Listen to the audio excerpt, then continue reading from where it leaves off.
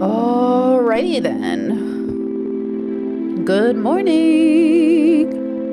All right. Hello, everyone. Good morning. All right. I announced it yesterday, but the pod is coming along. It's going to be late. Rather good than late. No, rather late than good. No, rather late than bad. I spent 7 hours in my Discord yesterday editing. We have a little cozy chat in the Discord where multiple of us were getting our stuff done. And I did over 7 hours and I was like, I can't, I gotta sleep. So I slept and that's what I did and it was worth it. And now I am awake. I am doing this and then I will go back to editing right after stream today because it's gonna be a doozy. It's gonna be good.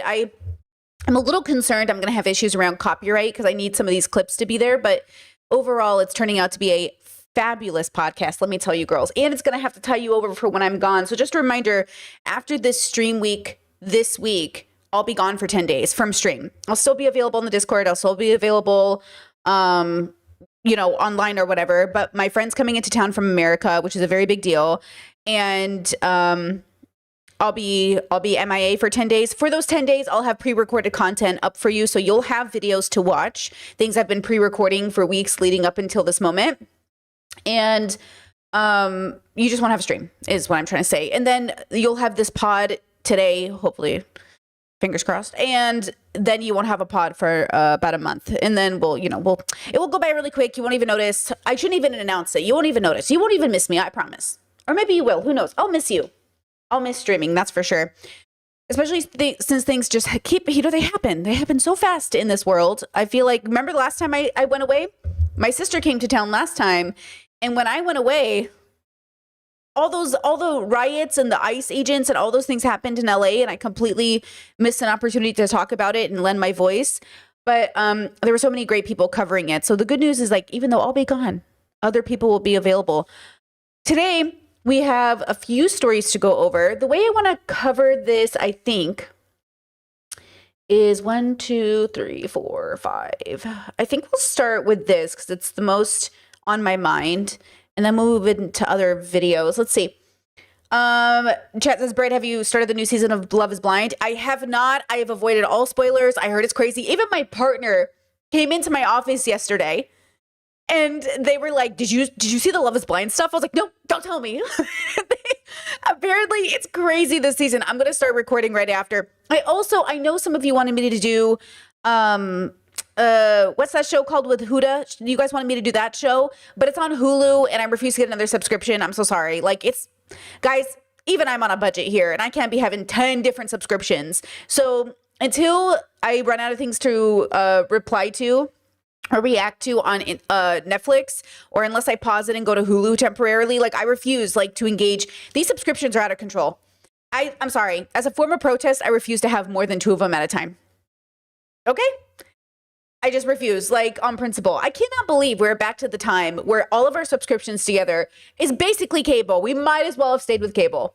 You know what I mean? It's so annoying. It's so obnoxious how much everything is costing people. And I just ugh. So I do want to review the show.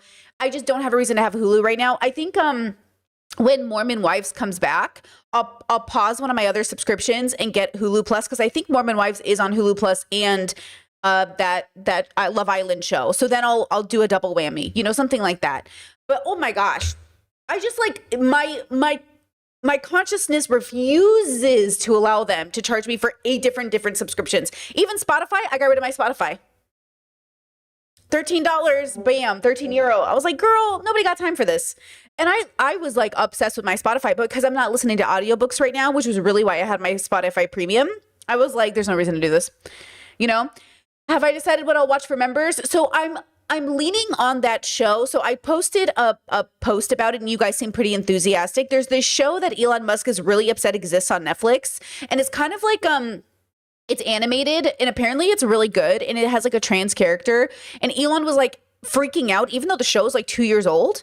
So I think I might review that show. That sounds kind of cool. I kind of want to know what it's about. People love it. My audience seems really enthusiastic about it and a lot of my members said to watch it. So I think we're going to do that. Maybe. And look, after that I'll do something else. But at the end of the day, I'm excited. I'm just excited to have something to explore with you guys. And as long as you're happy, I'm happy. Also, I know you guys wanted me to review animes. Guys, animes are really hard to get around copyright. Like, I can't even explain to you. I know some people, you'll see them reviewing anime. You also see some people reviewing Jubilee. And for some reason, I can never review Jubilee. So, like, anime is really hard to review. That's why in the Discord we do anime stuff, because it's just easier.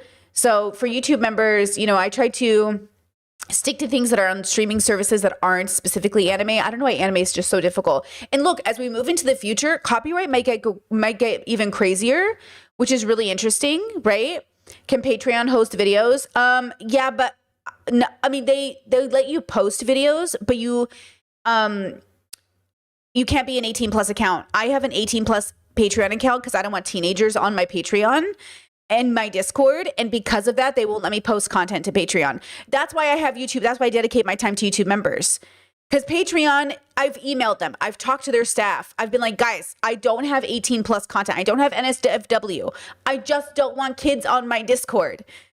And they're like, it doesn't matter. If you're 18 plus, you're 18 plus. And I'm just like, it's so frustrating because I know a lot of content creators rely on their child audiences, which, by the way, you know how we talked about AI yesterday? So a bunch of AI videos showed up on my feed that I've never seen. Content creators with huge channels, 20 million plus subbies I've never seen in my life, talking about how AI is destroying their channel.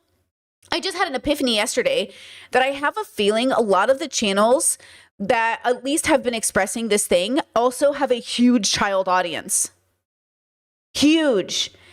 And so I'm like, oh, like versus my content in no way like is interesting to teenagers. Teenagers think I'm old and outdated.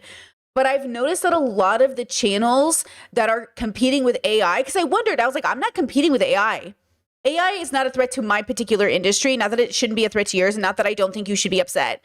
But I was wondering why I don't feel so weirded out by AI. And it's because I'm not competing with viewership for AI watchers. Boomers don't watch me and kids don't watch me. So the people who are most susceptible to AI videos, like, don't watch me anyways. Right?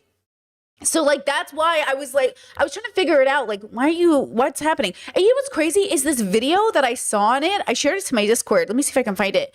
This video I saw on it, I thought was AI. How funny is that? The same video that was worried about getting replaced by AI, I thought was AI. Let me show it to you. Our 12,026. Yeah, this is the guy. Oh, Chad just said his name. This guy. 24 million subbies. AI slop is killing our channel. But like, I literally thought this was AI. Look at these thumbnails. His whole channel looks like AI. I was like, oh my God, I literally thought this was an AI channel. I don't know who this is at all. Right? So then I go to this one. Our 12,000. AI is killing our channel, and I literally thought this was an AI person. The 26 human error calendar just dropped, but it was way worse than we thought. Confidently incorrect. And by the way, I am not in any way, shape, or form. Again, you have to understand, I am not opposed to you being upset about AI. Look, Bernie Sanders. Bernie Sanders came out with this video 14 hours ago. AI could wipe out the working class. I get it. We need to regulate. Okay? Even Mr. Beat left a comment on that other channel I was showing you. So again, I'm not, okay? Listen. Okay? I'm not in any way saying you shouldn't be worried about AI. We should be worried about everything. It's just funny. It's so crazy how like all these, of course, the algorithm was like, oh, are you interested in AI? Here's 20 videos. And I was like, okay. It's just crazy that everything's sort of coming out. You know what I mean? Like boom, boom, boom, boom, boom. But yeah, it's just interesting. The whole thing is just interesting. I don't know. I'm learning. I'm figuring out. Like, dead people are like, oh, the internet's dead. Dead theory is real. Are we on different internets? But this is how I feel about all of civilization. Okay, we're gonna talk about this today. Okay.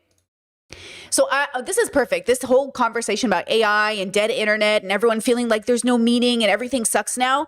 Okay. This is all, in my opinion, how you have a relationship with existing in existence. So my levels, philosophy, I saw this amazing video by Britt Hartley today. We're going to use it to have a larger conversation. And I'm going to throw back to my original levels video and show you a snippet from it because I want you to understand where I'm coming from because I in no way, shape, or form am trying to diminish your fears over the changing world. I'm here to reassure you that it's always been this way, it's always going to be this way, and you're going to be okay. I want you to know you're going to be okay, even if the world is destroyed and even if you die. Even if it all ends today, you'll be okay. In the same way that every rock, tree, and creature came before you and no longer exists is okay. Because again, this fear of death that we have is absolutely holding us in captivity. This fear of like the scary is stopping us from doing the right thing.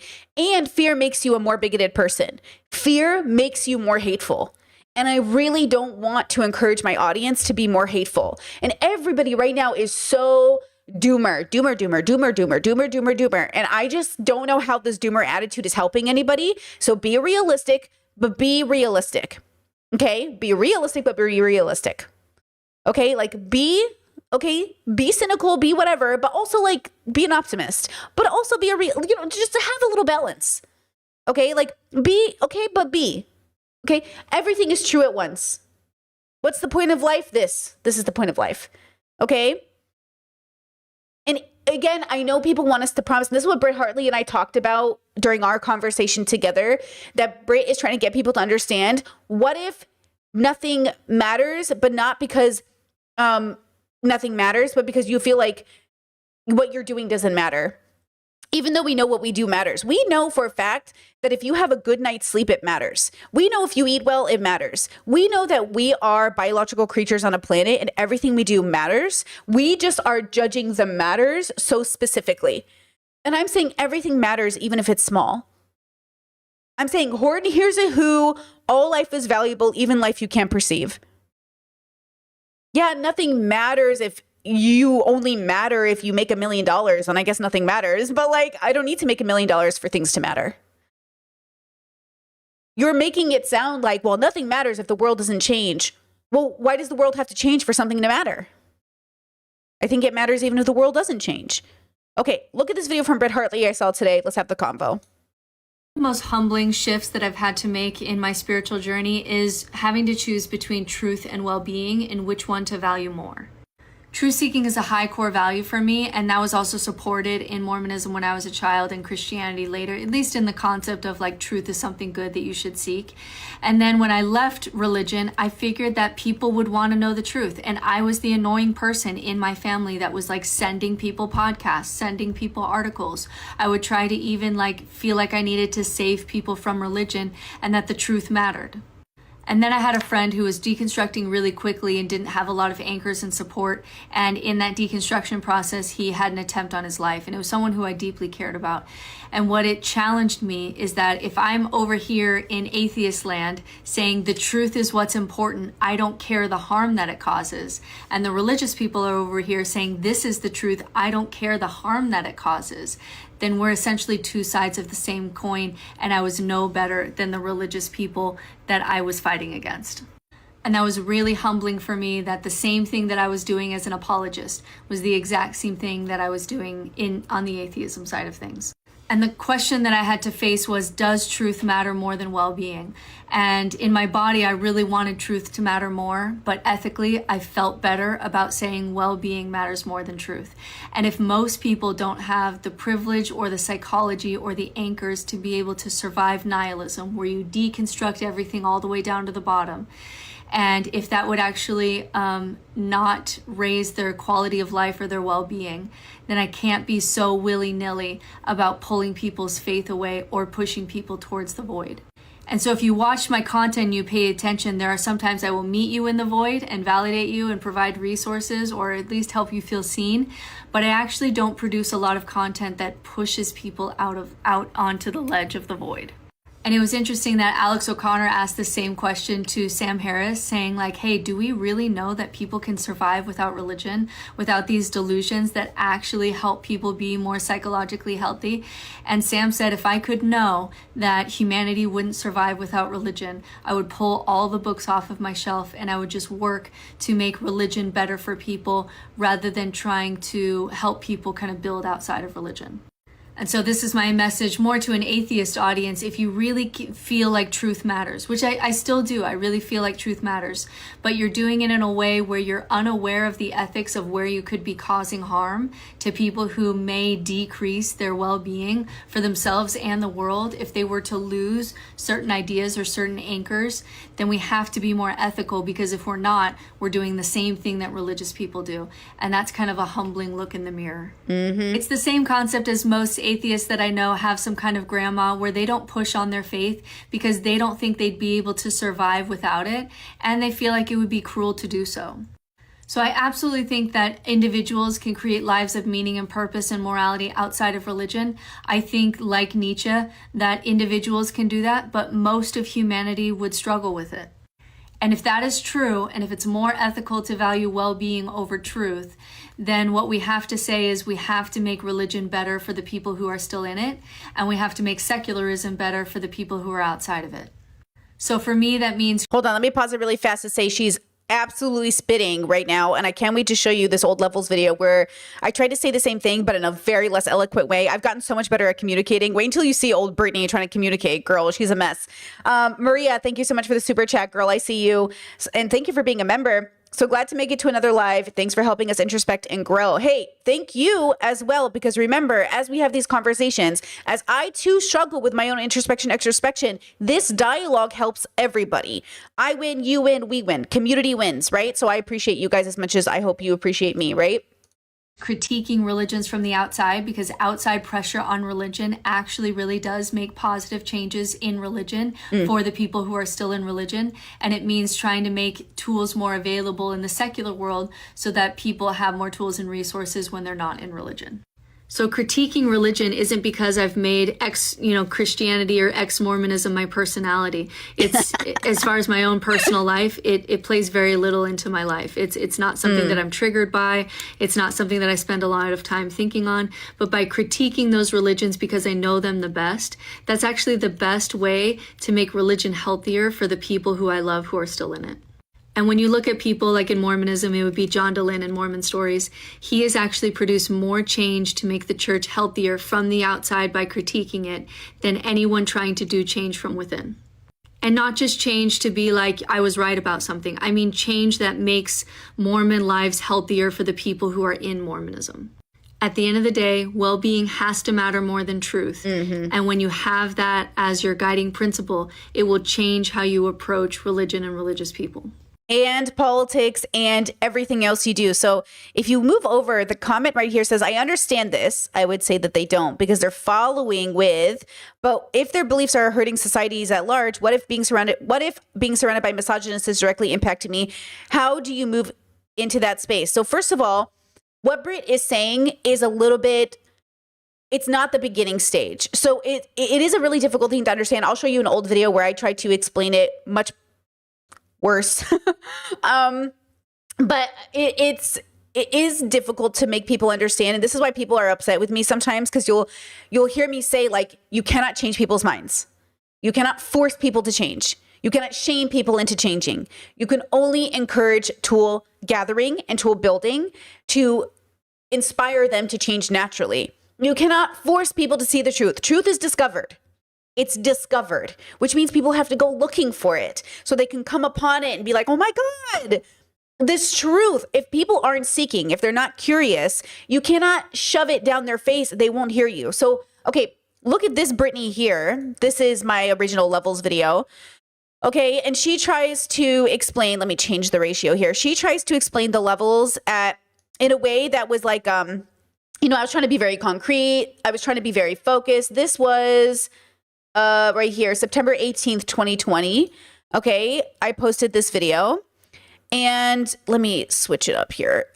I remember when I had made this video about the initial levels, I didn't attempt to appeal to anybody. When I made this video, I didn't try in any way to care about who was listening to it. I just wanted the right people to hear it and the right people to understand. And I really appreciated the amount of fearlessness I went in making this video. It's a 19-minute video on the levels, right? We're not going to watch the whole thing, just the segment. But I was, I've changed a lot in 5 years, 2020, 5 years. I've changed a lot in 5 years, right? But this is what chat says that levels video locked me into your channel. A lot of people really liked this levels video. And I do think, in my opinion, that certain people who ended up finding my content really understood it because they were at a place where they could really digest it. But if you look at the comment section of that video, it has like 50,000 views and like 99% of the comments are like, you're fucking stupid, kill yourself. And I'm like, okay, okay. And a lot of them came from like the boy bubbles, but I was like, okay, like they were so mad at me for this video. The boy bubbles were so mad at me for this video. They were so, it called me a narcissist, kill yourself. This is the worst video ever. She thinks, oh my God. Like, just like, it's kind of crazy. But this segment of the video completely mirrors what Britt Hartley is saying in that TikTok. So just check out this segment. I'm trying to explain the conversation I often have with my siblings, or specifically my Catholic brother, who, you know, I've discussed the levels with as well. But look at this segment. I'll explain it as we go. But in order to do those things, you have to leave your bubbles. So as an example, I actually shared this philosophy with a religious person. And they said, well, if you think you're so right, then tell me the answers. And I said, well, the truth cannot be taught. Otherwise, I would just make a YouTube video and everyone would understand me. And here I am trying it, but it's not going to work, and that's okay. But it needs to be discovered. Truth needs to be discovered. And I said, in order to find the truth, you have to leave your bubble. But because this person is religious, they're not allowed to do anything against their religion that would upset God. And therefore, will never leave their bubble in order to find truth. Religion is a structure created to bring comfort, consistency, and community. These are the things humans need to live. They need structure, community, and consistency. And the science has showed you that religion actually offers you those things. Religious people live longer, they're happier overall. And usually religious people use this as a haha, see, God is real. But all that tells me is religion works. From a scientific perspective, it allows you an opportunity to examine your life in a meaningful way. As I went on talking with these religious people, they were so excited to talk to me about this, and we had a lot of fun discussing it. But it also became increasingly clear that they would never understand what I was talking about, because the way that you get into level 3 is you have a moment in your life. Some people call it wokeness, but I would argue that wokeness actually exists in the level 2s. Level 3s are a little bit above that. They're kind of like that moment in the Matrix where you get an opportunity to think of the world as one way or another. This is so much funnier. Sorry, President Brittany talking now. This is so much funnier in hindsight that I use the Matrix as an example, since the red pillars completely dominated that metaphor. This is so much funnier now. Like, because this is pre-Tate. You have to understand, at this time, I don't think I knew who Andrew Tate was. I don't even think he was on the internet. I'm pretty sure not, because I'm in the downstairs bedroom. By the time Tate got on my radar, I was in the upstairs bedroom. So the fact that like I used the Matrix as the example before I was even aware of like the red pills that we know them today is so much funnier. Okay, back to old Brittany. That metaphor definitely exists, but if you take it to a certain place, it just puts you back in level 2. So level 3 are the people who examine the world and see the kind of Truman Show-esque part of existence. But to go to a level 4 is darkness. There's no proof of anything safe there. So they hesitate, often driving themselves into madness, not choosing. You have to choose. I actually had experiences where level 3s that I knew did go insane because they couldn't handle having to make that choice. So they defaulted to 2. Okay, so this is the part that I want to point out. So just reminding us of why we're watching this video. Britt Hartley said you can't just take truth away from people because it might drive them to unalive, right? This is what I'm trying to explain to people, is that introspection can cause you to want to unalive because it sends you into a nihilistic spiral. And without the right grounding, instead of actually becoming more introspective and heading into sort of like an acceptance, you go in the opposite direction. And this is why it's really difficult to force people into seeing the truth. Because like when you can't, like this Brittany said, if I could just make a YouTube video and be like, hey, this is the truth. And everyone was like, whoa, amazing. Truth is a lived process. It's a lived experience. It's a discovery, right? So even with the levels, I'm not inventing something new. I'm explaining something I discovered, something that existed outside of me that I came across, right? So that's what this Brittany is trying to explain. And people got so angry at me when I made this video initially because they were like, oh, you want people to kill themselves? It's like, no, I want people to not kill themselves. That's the thing. It's like, I was going to kill myself for most of my life because of depression, because of bigotry, because I was queer, because of all these things. And the more I found out, like the more I realized about the world, the more I wanted to die, because the more I realized about reality, I was like, uh-oh, this is not good. I don't want to do this anymore. And now that I'm on the other side of it, which is where, you know, I want everyone to be, whether they're 2 or 5. I want you to be on the other side of that nihilistic journey. I want you to wake up every day happy and go to bed every day happy. I want you to really be joyful. I want you to be, you know, excited for life. I want you to look at the chaos of the world and fucking, you know, like just be chill with it. Because, you know, even though it's stressful, and God knows there's stress. Okay, girls, like that is not, I'm not trying to take away your stress. I'm trying to take away that little thought in your brain that says we should kill ourselves because we're so stressed. Because I have that intrusive thought. My brain goes, we should kill ourselves. And I'm like, we're not going to kill ourselves. And I'm like, but look how stressed we are. I'm like, nobody has time to kill themselves, girl. We are not going to do that. My brain, if your brain is like mine, goes like, I can't do this. I don't want to do this anymore. This is too much. People can't suffer. People can't survive this. This is too much. Right? And I'm saying, what if you could get to the point where it doesn't feel like too much anymore? Okay, let's go back to old Brittany. But in sort of an unhealthy way, which is interesting, versus a peaceful way. And then you could be a level 3 that goes on to a level 4. That's all a level 3 is. It's a stage, it's a bridge level. There's nothing more to it. You either have to choose level 2 or level 4. Once you've made the decision to go to level 4, you can never again be a level 2. Level 4s are people who examine the world, understand the hierarchies, understand exactly what it means to be a part of subgroup.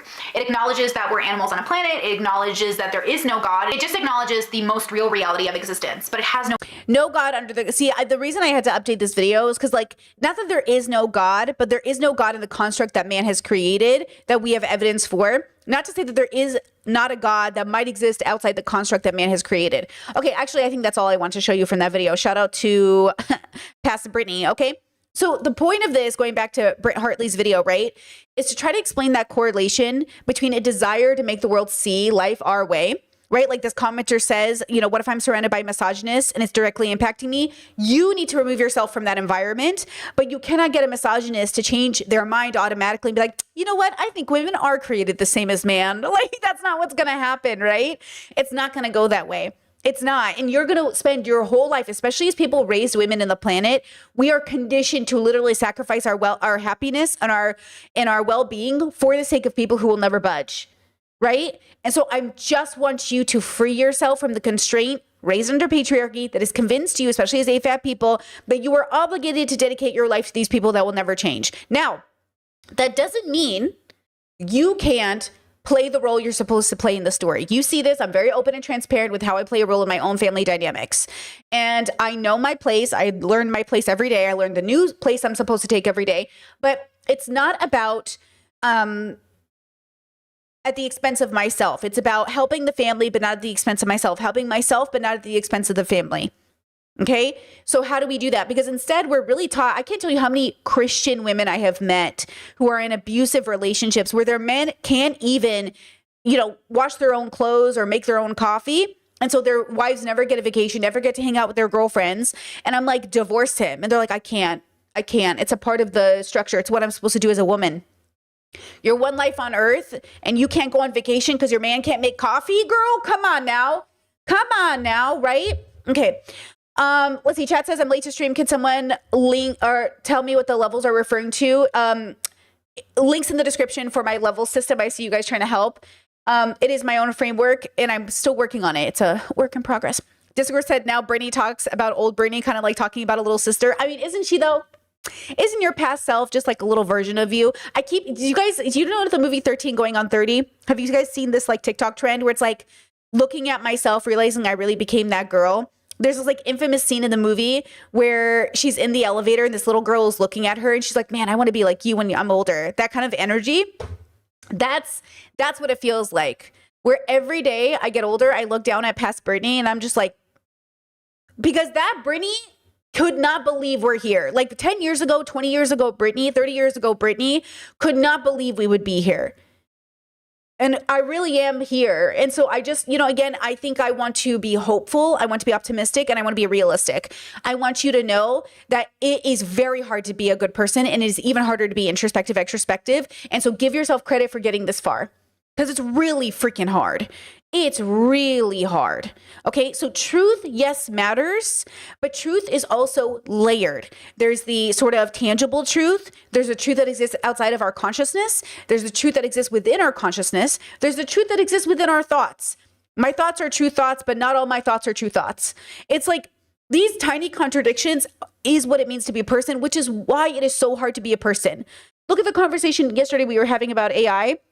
And I was explaining the ways I'm not attached to the outcome of AI, and then some people were in chat, like this one person said something like, "Oh, so you're okay with people like basically re-uploading all your content?" It's like, well, there are rules. Like you still have to put in rules. They're like, well, who makes the rules? We do as a collective. That's the point. We do as a collective. It's a group project, girlies. It's a group project, and we're either going to succeed or fail together. But it's a group project, right? Chat says, can someone get stuck at level 3 limbo? Yeah, I think a lot of the 3s that I know end up kind of going back to a 2 bubble and attaching themselves to that outcome. It's a little hard for me to know really where everybody is at, because even when I'm guessing people's levels, unless I'm having really deep conversations with them, a lot of it is sort of like superficially guessing. So some of the 3s that I know have just really latched on to 2 bubbles. But let me tell you, these 3s that latch onto the 2 bubbles, they're either very, very happy or very, very stunted. And it's very interesting to watch because lots of joyful 2s exist. 100%, billions and billions of joyful 2s exist. But the people who I think get stuck aren't stuck because they know there's something more. They're stuck because of their own moral failing, which is like very interesting. But I think 3 is just, I know there's something more, but I'm not gonna play with it. I'm not gonna tempt fate, right? It's kind of like knowing if you read the recipe, you might actually get better at cooking the bread. But if you read the recipe, then maybe you'll have to read the recipe every time, and you'd rather just kind of wing it and accept your own failure. It's almost like taking on the responsibility of knowing better, in a sense, which is why I think people go back to being like, I don't want to know. I'll just, even if they're fucking up, better the fuck up I know than having the responsibility of something else to an extent. Yeah, does that answer that question?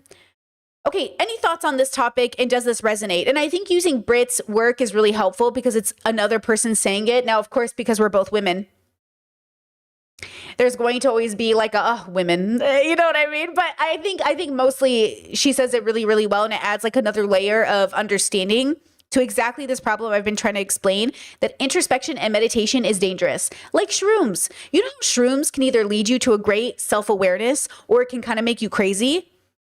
Introspection is like drugs.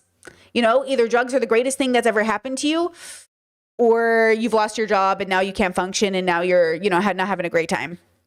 It's like, they're both things, right? Chet says, when your past self said, once you're a 4, you can't be a 2 ever again. Was that a literal statement? Yeah, from everything I've seen so far, it would be very hard for a 4 to be a 2. Now, some of the people that I've guessed were 4s, mostly men. So funny enough, there's I think they're all pretty much men. But there is a couple people that I have guessed were 4s. But in hindsight, they're either 2s who were really good at convincing me they were 4s, but by the minimal dialogue we had, or they were 2s that I was convinced was 4s because I didn't have the right data. But it's confusing to me because, again, I have to have really, really in-depth conversations with people to know. So a lot of the work, again, is guessing because only you know what's in your head. You can lie to me. So when people give me information, I'm kind of trusting their information, right? And so when I'm like, well, maybe you're a 4, it's like, I can't know that. Only you can know because you're the only person who can lie to yourself and therefore lie to me, right? So even if somebody comes to me and they're really feeling authentic, everything is feeling very transparent, and they're communicating really well, at the end of the day, I don't know how embodied it is versus just like logical or, and again, the more I talk, the more is revealed. That's why I say, like, be careful of the people trapped in their own brains. Like Alex O'Connor is a good example. Again, not to talk mad shit on Alex or anything, but Alex is so in his head that, it's obvious after watching hours and hours and hours and hours of his content where he is. But for other people, it's less obvious to an extent, right? But I think there's this idea because I sometimes am like, no, you're not a 5, or no, you're not. Yes, you're a 2. And sometimes I'm very like, this is my opinion of your level. But it's it's just based off of like the data, and the data can change. But that's what I wonder, because, you know, I do have people in my life that I'm like, you're a 4, right?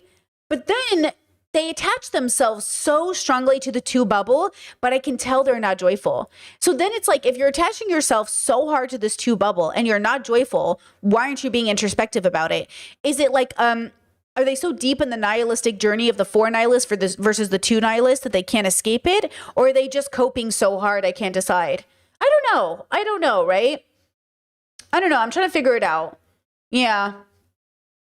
I'm not sure. Yeah, coping can be a lie that feels authentic to the person holding it. Exactly. Which is why they're the only person who can lie to themselves and therefore lie to me. Yeah. I can't tell you how many people I have had amazing introspective conversations with, but then there's no follow through. You know, that's what's so fascinating, is like, where's the follow through? And that's really what I find a lot in the debate bro bubble as an example. Like all these philosophical boys with special interests, and there's no follow through. Where is the follow through? Okay. Did you guys recently hear Peterson's sick again? I don't know the details, but just to think about that idea that Peterson is sick again is so interesting. Is this a physical sickness or a mental sickness? What is he struggling from? Peterson is a great example of somebody who's so upheld to a particular standard, but his life is just so like, it's so interestingly negative. And again, this isn't to kick a man down, you know what I mean? You know, but like his daughter says spiritual attacks. Hold on. I wanted to watch this video. Let's do it in relation to this topic, actually, because I actually think this would be a really good jumping off point to understand. Because Peterson, I just don't like, you don't want to be a Peterson. I'm sorry. You want to be like a Dr. K, but you don't want to be a Peterson, because at the end of the day, like Peterson is just, he's always Hey guys, lost. I have an update on my dad. Okay. I'm actually Pause. Hello. Another part of Peterson that's interesting is that while he is sick, obviously in the head, he's also sick in his own body, right?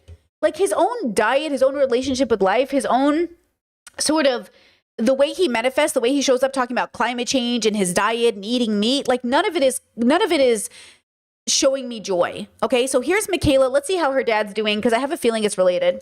just going to read this. It's on my teleprompter because this is too hard to explain off the cuff, so I wrote it out. This summer has been exceedingly difficult.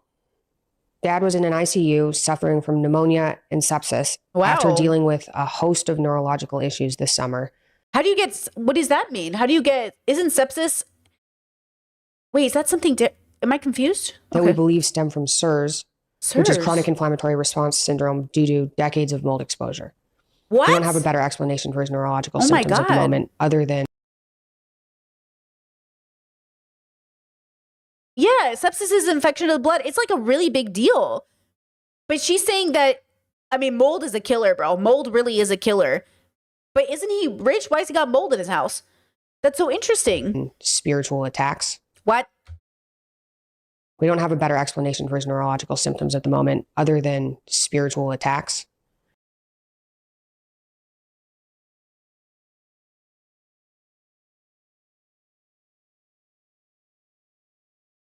You were not kidding, chat. Her mom recently converted to Catholicism. So, you know, the witches got him. The witches on Etsy got him. Yeah, how unserious. This just got, see, I want to be empathetic. Oh my God, sepsis, that's like a big deal. Spiritual attacks. You know what I'm saying? Like, what are we talking about? He's been suffering for the last number of years with unexplainable neuropathy and weakness, amongst other symptoms.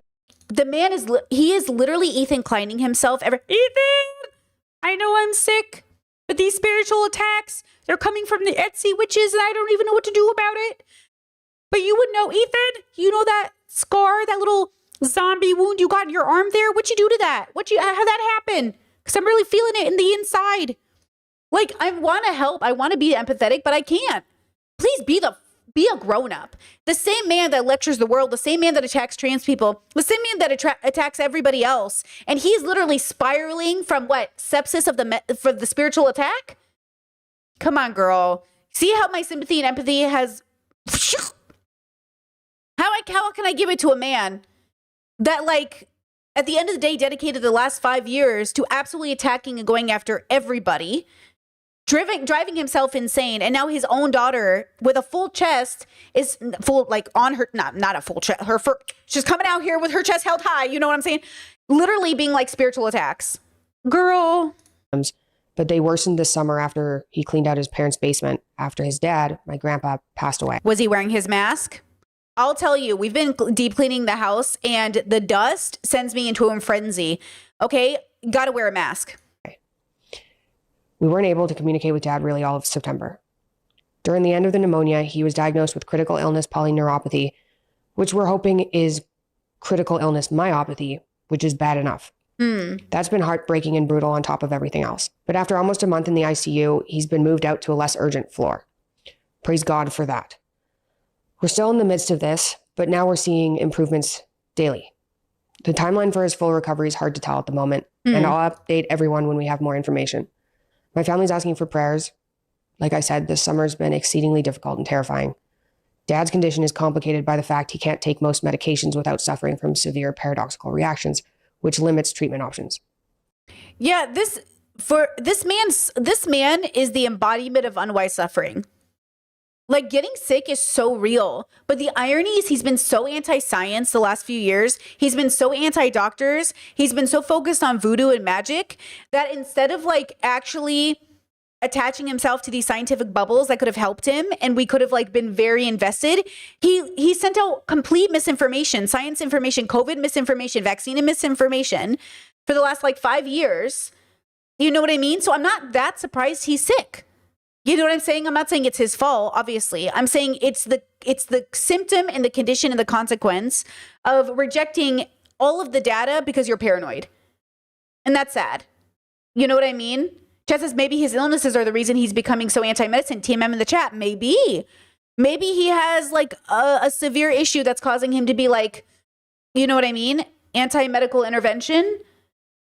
You know, yeah, maybe this is like when Steve Jobs chose alternative medicine over actual treatment. Yeah, I heard that's what killed him. You know, it's just, you know, that's so interesting to me. I think when people, this is why I say, can we please bring this back to introspection?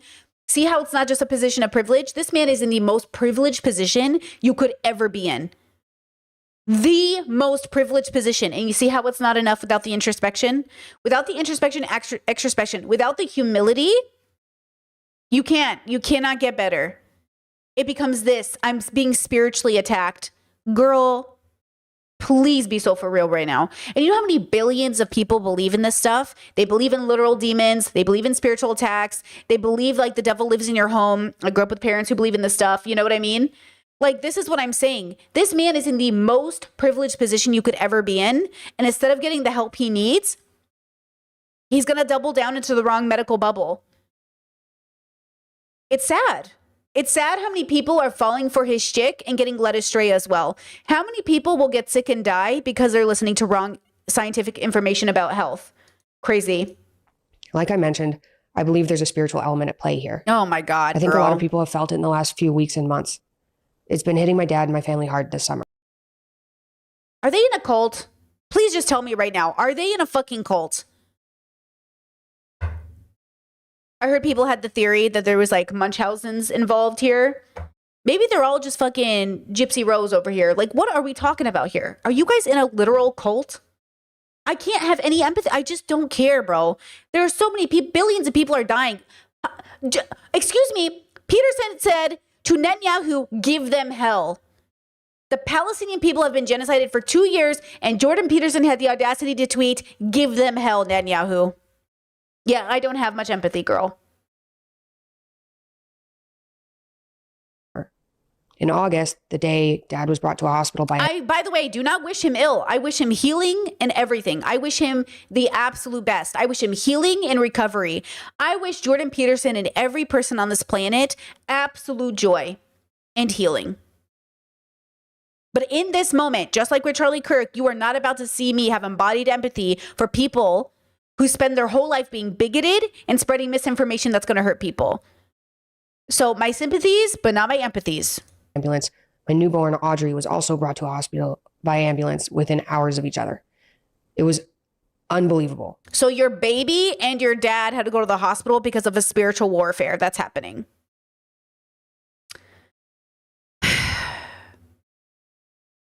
Okay, girl.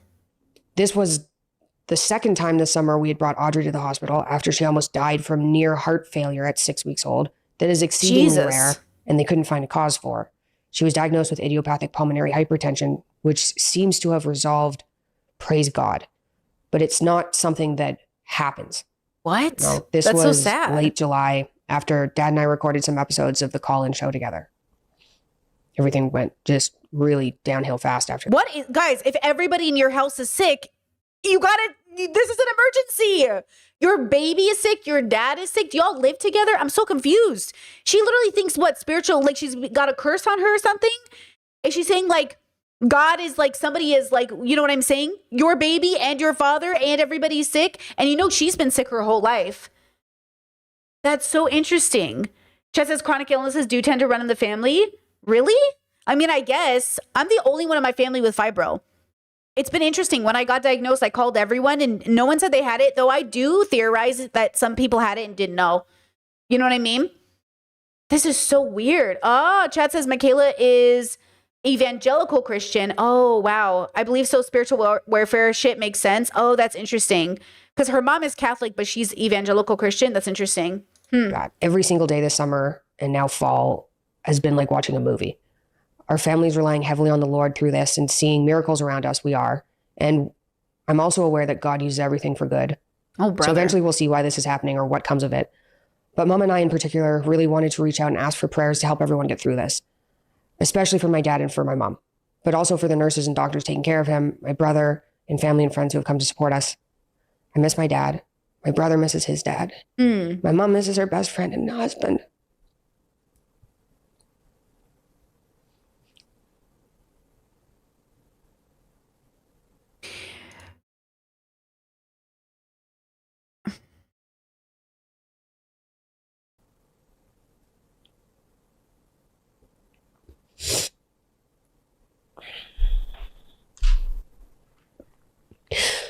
Oh, man.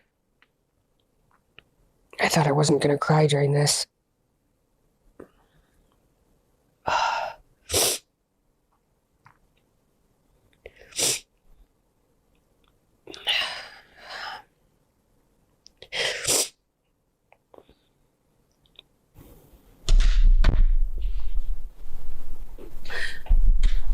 The family feels a little codependent. I'm going to be real. The family feels a little enmeshed. And you know what I mean? It feels a little codependent. You would be saying, Brittany, this is her father and he's sick. Why aren't you being empathetic? Because I know Jordan Peterson. Because I've watched Maps of Meaning. Because I've seen all his content. Because I've seen her content. I'm telling you right now, I've seen way too much of this family. I've seen her mother. I've watched her mother's YouTube channel.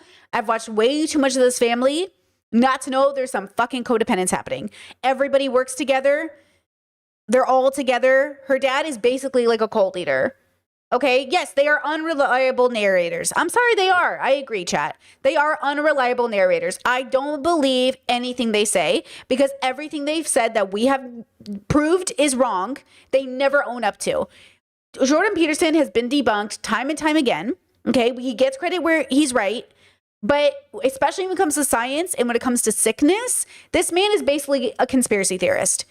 And if you've known anybody in your family who's a conspiracy theorist and who's always sick, they're hypochondriacs. They are sick, but it's not in the way that they think. Demons, spiritual warfare, curses. You are sick, Habibi. It's just not the way you think. You know what I'm saying? Like, I'm not saying he's not sick. I'm just saying he is sick, but in ways he would never own up to. And he's taking it out on everybody else. So because Jordan is sick and suffering, we have to suffer with him. Talk about unwise suffering.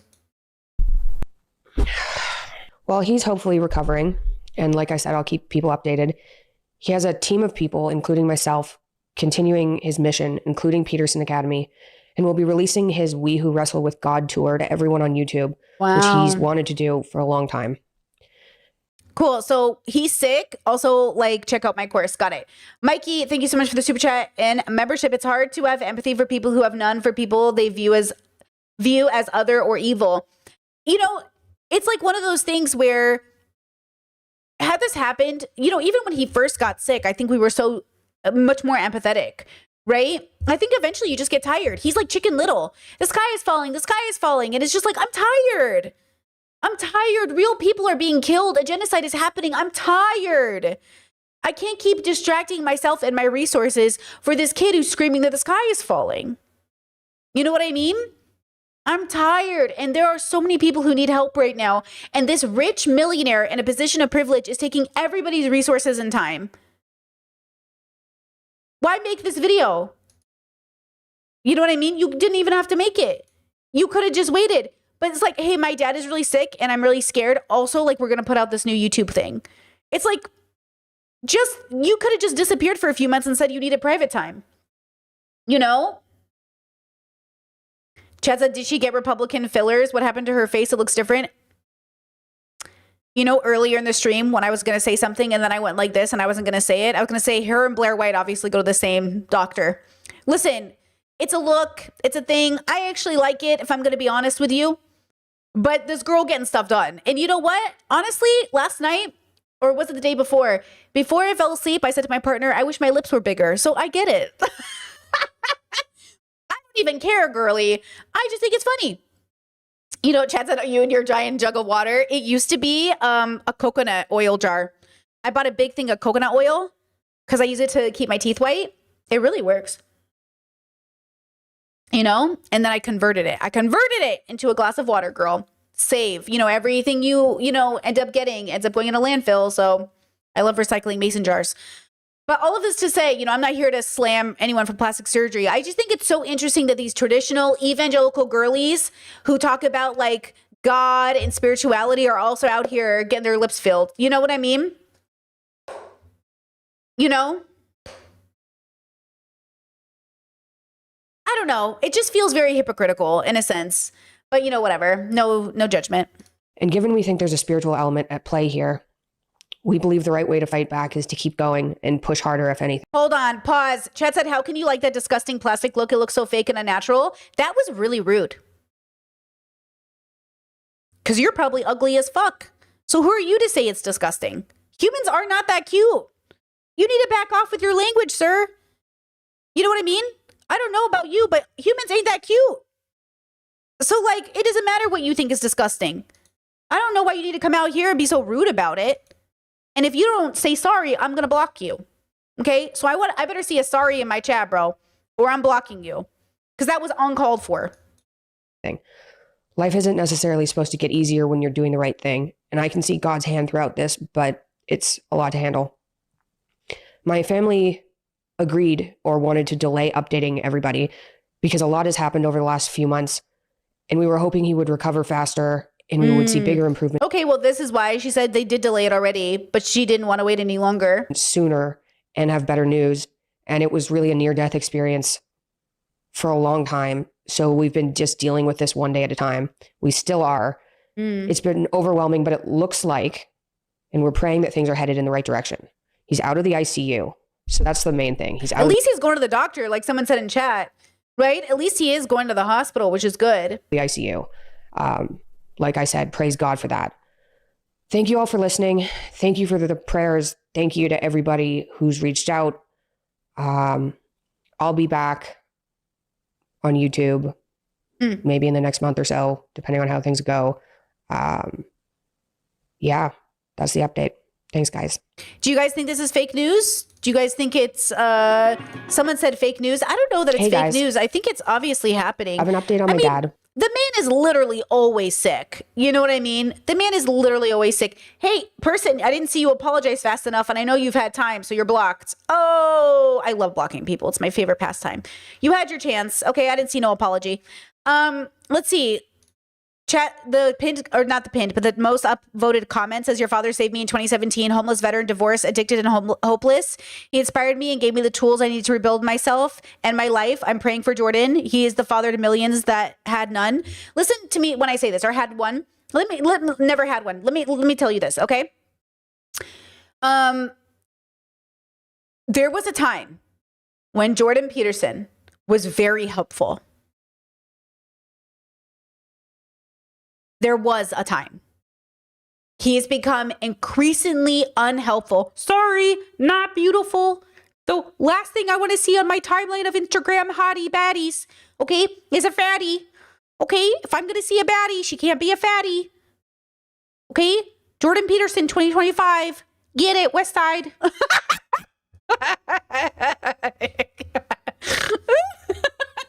Crack myself up. Oh man. Okay. Listen. He's so stupid. I hate men, bro. Just kidding. I love them. Just kidding. That was inappropriate. Listen, I love men. The audacity to be like, sorry, not beautiful. Jordan, sit down, Jordan. So rude. You know what I mean? Man. So anyways, I wish him the best, happy and healing. But this is exactly why I say, even if you are privileged, it doesn't mean you'll be introspective. Okay? Is Jordan Peterson becoming a one? Bro. Jordan going straight down that, route to oneness. I'm telling you, bro. He's going to be useless himself in his community pretty fucking fast here. I wonder if that's what's going to happen. It's very possible. It's very fucking possible. Let me tell you. I guess we'll see. We'll see. You know what I mean? Yeah. I guess we'll find out. Okay, let's move on. Let's see. I'm gonna sneeze. Oh my god. Membership for 5 months. Zog or Mars. Hi, how are you? Hi. Member for 5, but following, watching since 2023. Many thanks, Brit. Your content is always helpful and insightful. Cheers, girly. Cheers, girly. Happy to have you here. All right, let's talk about this thing that everybody wants to talk about because everyone fucking got their panties in a bunch about Hassan. Let's watch this video.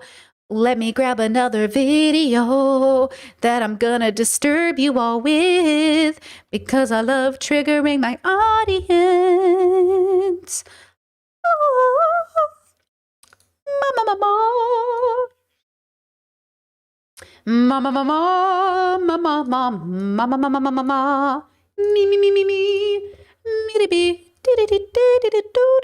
Okay, so you guys know I don't really follow Hassan like that, but he'll show up on my timeline or somebody will show up on my timeline.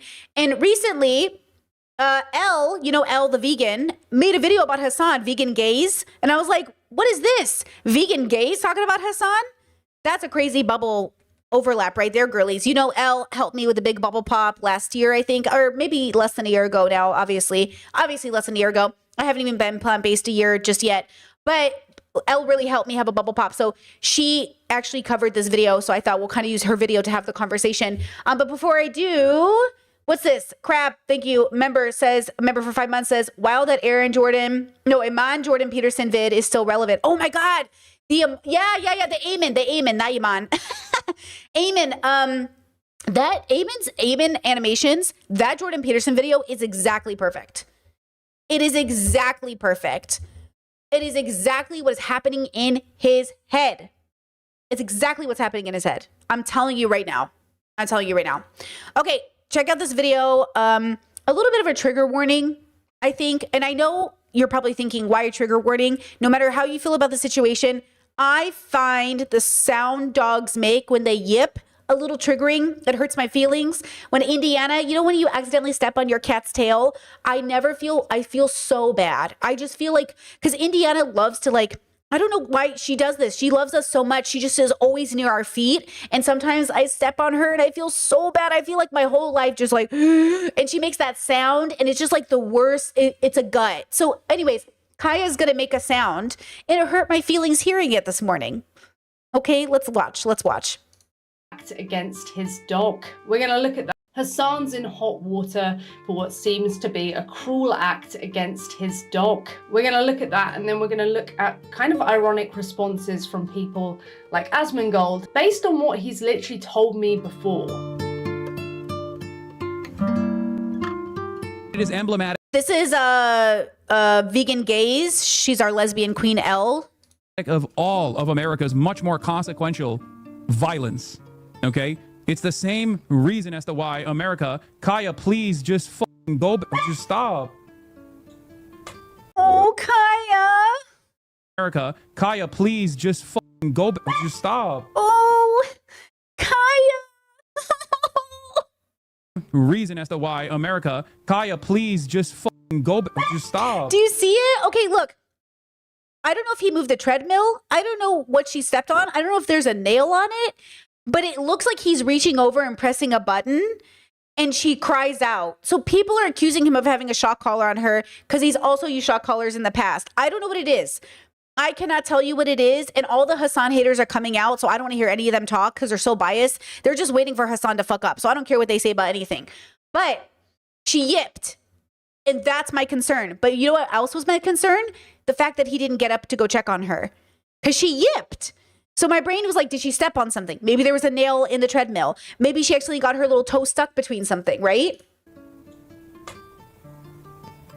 Jesus Christ, what are you doing? You're being such a baby. Doesn't look good at all. It's not very cut and dry what happens, but Right. he seems to reach over and then she just yelps as if something's really hurt her. So firstly, I don't understand his reaction. She's literally just stood up and then he just like reacts in this very exhausted manner like, oh. Yeah, there's like this weird, he reacts weird. Like it's a weird reaction for me. But I wonder if this is going to sound really weird. I wonder if it's like a boy reaction, like a misogynistic reaction almost. Because Kaya is a girl. Don't even get me started on veganism and feminism, okay? Don't even get me started on the exploitation of female bodies as an animal, okay? But like, maybe it's like a guy thing. Yeah, because like a lot of guys I see who own animals think they're more manly if they're not as attached to their animal, and or they think shock collars are just like a part of being dominant over the animal, okay? So like I'm super anti-shock collars for the record. I think they're abusive. I think they're totally wrong and they're unethical. But a lot of the people in my life who've ever used shock collars have been men who claim they're like doing dominance. And I've always said this is really fucked up. You shouldn't do that. You shouldn't get a shock collar. I've never known a woman to buy a shock collar. It's like literally I've never seen it in my whole life. Not that I'm saying it doesn't exist, but it's a man thing. Like men I know buy shock collars. Now, most of the men I know who bought shock collars at some point also regretted it eventually. Okay? So that's the other thing, okay? Doesn't look good at all. It's not very cut and dry what happens, but he seems to reach over and then she just yelps as if something's really hurt her. So firstly, I don't understand his reaction. She's literally just stood up and then he just like reacts in this very exhausted manner like, oh my God, like she's actually just shit on the floor. Okay, wait, but great point, Chatter. It says, I'll admit I'm a biased fan, but it would be weird for the mask to finally slip all of a sudden when the shock collar in question hasn't even been mentioned for years. Okay, that's what I was saying, because I did think about this, because even though the only thing I'm actually upset about is that he didn't get up to check on her, because my brain is like, hey, but also people don't do things that make sense sometimes. So maybe he didn't think about it. Also, I wonder if he felt ashamed or kind of embarrassed that his chat was watching him. You know what I mean? Like maybe he felt like he doubled down almost. Like I wonder if it was almost like a PDA trigger where he knows people would want him to go check on Kaya. And because people wanted him to check on Kaya, he's like, no. Do you know what I'm saying? Maybe there's something like that. But either way, I would love an explanation for why she yipped. Because she would just yip out of nowhere. You know what I mean? So I would want to know that. And I think that from my understanding, Hassan has been very loving to Kaya. And I've never known him to be neglectful to Kaya. So I don't have any evidence, though. Elle will go over some of the other parts of Hassan accusations that I think are important. But I want us to remember this isn't even about Hassan. This is actually, this is why I'm using Elle's video to have this conversation, because it's about animal cruelty and the relationship we have with animals, non-human animals in general, right? As a person that wants to harm reduce, and I think that's so important, it's not about having an exciting moment to dunk on Hassan, you Ethan crazy fans. It's not like Asmongold cares about Kaya. He cares about dunking on Hassan, you disingenuine fucks. It's not like you give a fuck about the precious doggo in question. Here on this channel, we only care about Kaya. I do not care about Hassan. I do not care about Ethan or Asmon. We only care about Kaya's well-being. And the question that we need to ask ourselves is, why did Kaya yip? And what does she need help? Okay? Or something. Jesus Christ, what are you doing? You're being such a baby. It's just you're making her stressed. She just literally is so incredibly spoiled from my mom. No, she doesn't want to come over here to see what's up. She just wants to roam the house because she got to roam the house when I was gone. And she needs to literally have the same structured, regimented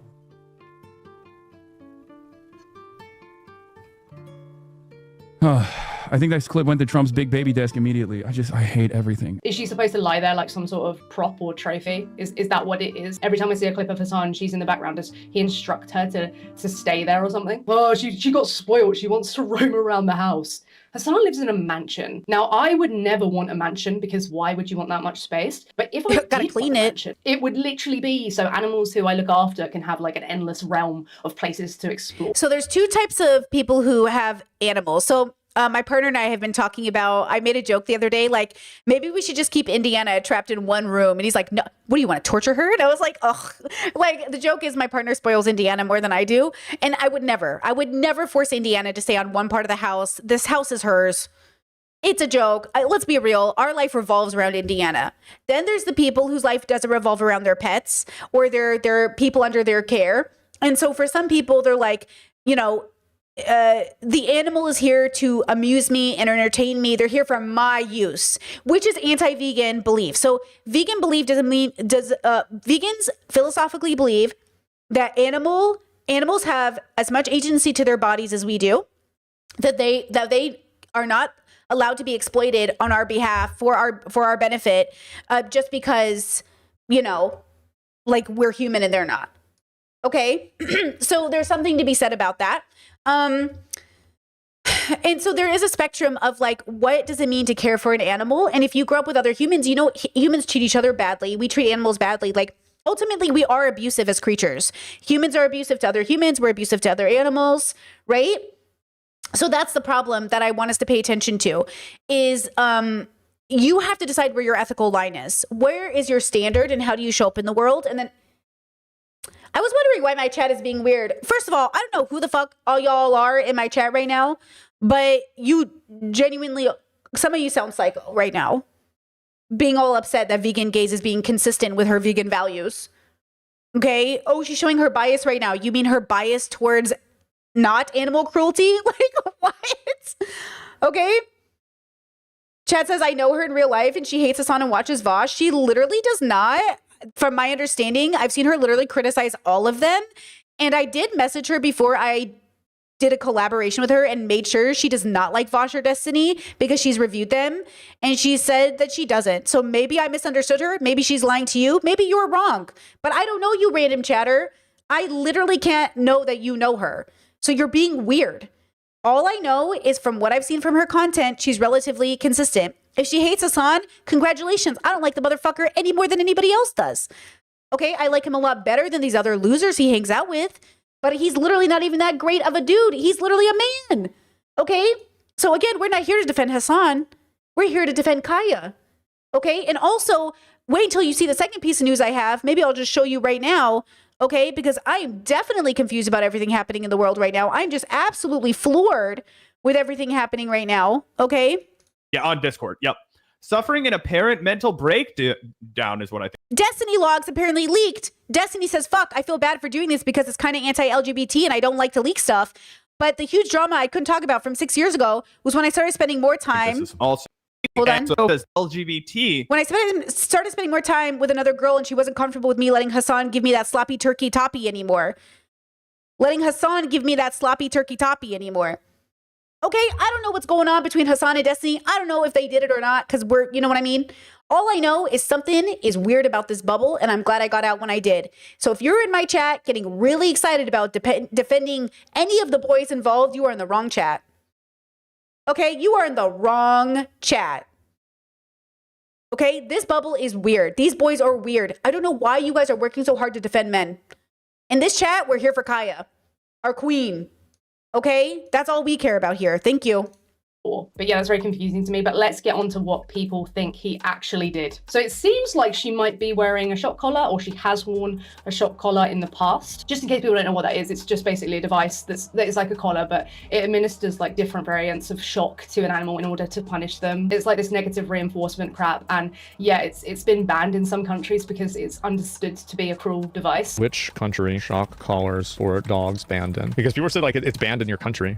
So they're banned in several countries. They're banned banned in England, they're banned in Finland, they're banned in Denmark, in Austria, in Germany, in Netherlands, in Norway, in Sweden, and holy shit. A content creator by the name of XQC claims that her collar beeps like a shock collar would. Guys, 99%. 99%. This is why XQC is so sure it's a shock collar. It beeps. It beeps. Association with Israel. So Discord said, am I sound blind? How do y'all know that was a yip versus a normal bark? Because I've heard normal barks that sound like that. She goes like this. She has a physical reaction. Hold on, this is 3 minutes in. I don't want to lose my time mark here. Let's go back. America, please just go, just stop. Yeah, she totally yips. That's not a bark. Look at her paw. She gets shocked. Reason. But I'm not saying it's a shock collar. I'm saying something happened. Guys, it doesn't matter what it is. Something happened. You cannot act like this is normal dog behavior. Look at this. Look Kaya, at her please paw. just go, just stop. She goes like this. She goes literally like this.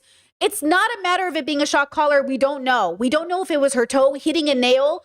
I'm literally trying to give everyone the benefit of the doubt. I'm trying to just tell you what I'm observing. I do not know for a fact it's a shock collar because I do not know that. And you can say you believe it, okay? Okay? Oh, look at these haters in chat, bro. You can say you believe it, but you can't say you know it because I don't know it. Gun to your head, would you be able to answer this question? No. But as a person who takes care of animals, I'm telling you right now that for me, I got to see the details on this. Like, I don't like it. Okay? You're America. Kaya, please just go, just stop. Yeah, maybe her toe got hit. Maybe her toe got hit on the little bar or something. It's the same reason as to why America. Kaya, please just go, just stop. Yeah, maybe she touched something on the floor and it hurt her. You know, maybe the treadmill hurt her. I think this is a treadmill. Maybe it could have been a number of things. I'm not saying Hassan did anything. I'm saying Hassan did something is crazy. But saying nothing happened is also weird to me. What do you mean nothing happened? You know what I mean? So like we agree something happened. We just don't know what happened. And I'm saying I don't want to be like these Hassan crazy people, anti-Hassan people. They're like, I know exactly what happened. I don't know what happened. You don't know what happened. It's not a treadmill. It's a dog bed. Oh, it looks like a treadmill. Oh.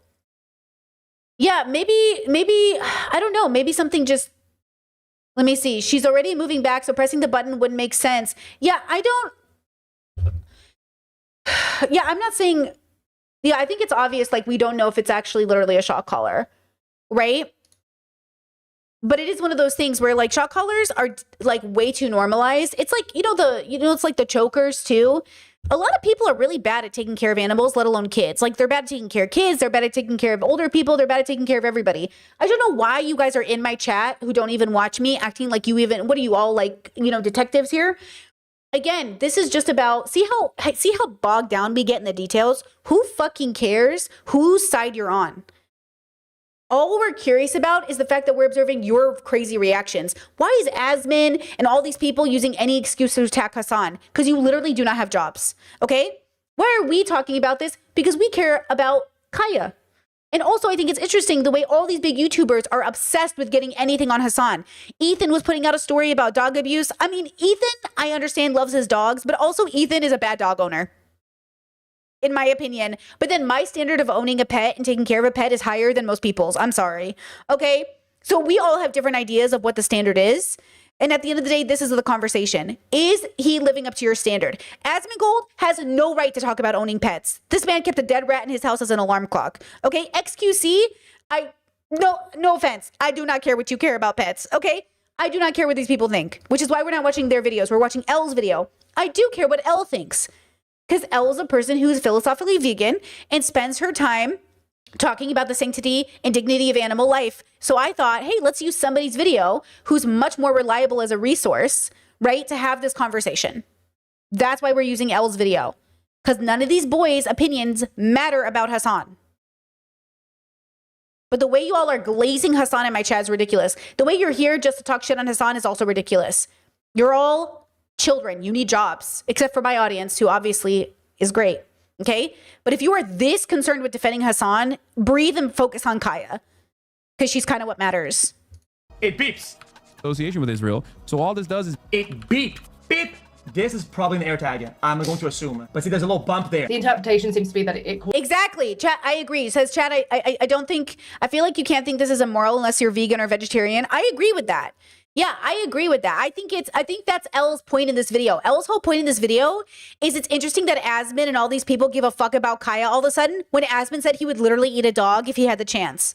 So she's gonna make it make sense. Causes a lot of stress, it can cause pain, it can cause things that are negative basically, so a dog feels like if they do a certain thing, it's negatively associating it, right? So it has to be unpleasant, uncomfortable, or painful in order to have its desired effect. I don't think it's controversial to say that we shouldn't be using these, and it's quite shocking that Hassan has talked in the past about how he uses them and how they're quite effective. My old roommate wanted to use a shock collar. I have it still. I bought it. They are incredibly effective. Pretty callous thing to say, to be honest. But now we're going to get a layer deeper. It's really not shocking that Hassan would say these things when he's been debated about animal rights and he has made justifications for the exploitation and killing of animals. And this is why we're going to get on to Asmongold's response, because Asmongold is someone who has responded to me personally in the past. And let's just put it out there, his viewpoints could have changed, but I somehow doubt it. So we're going to assume that the comments that Asmongold has made about dogs and other animals remain true in his view. So Asmongold is reacting to Hassan as he typically does. These people all hate each other, and you can take his response in a couple of ways. I take it in a couple of ways at least. So he's pulling these faces, he looks uncomfortable, all this and that,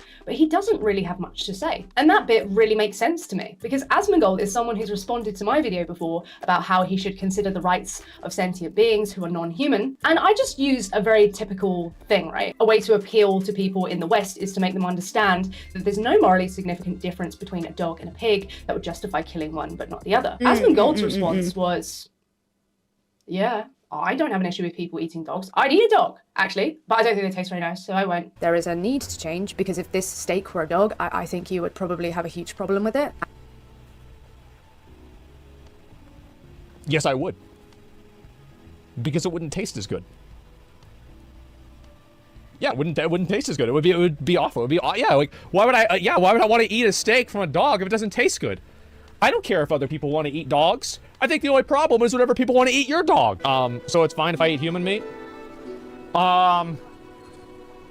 Well, who is it? I think it should go without saying, and people can admit this until they have to defend their actions. An animal being shocked is a bad thing. Let's just make that clear. For anyone who's going to try and say, oh, you're downplaying it, you're downplaying it. No, I'm vegan. I wouldn't use a shock collar. I think they're quite clearly disgusting. But I think momentarily feeling some sort of electrical shock. Oh, hold on. Chat said, hold on. Where is it? Chad said, Brittany, you're literally feeding into this right-wing BS to attack Hassan. Just say you don't like him and don't mind lying.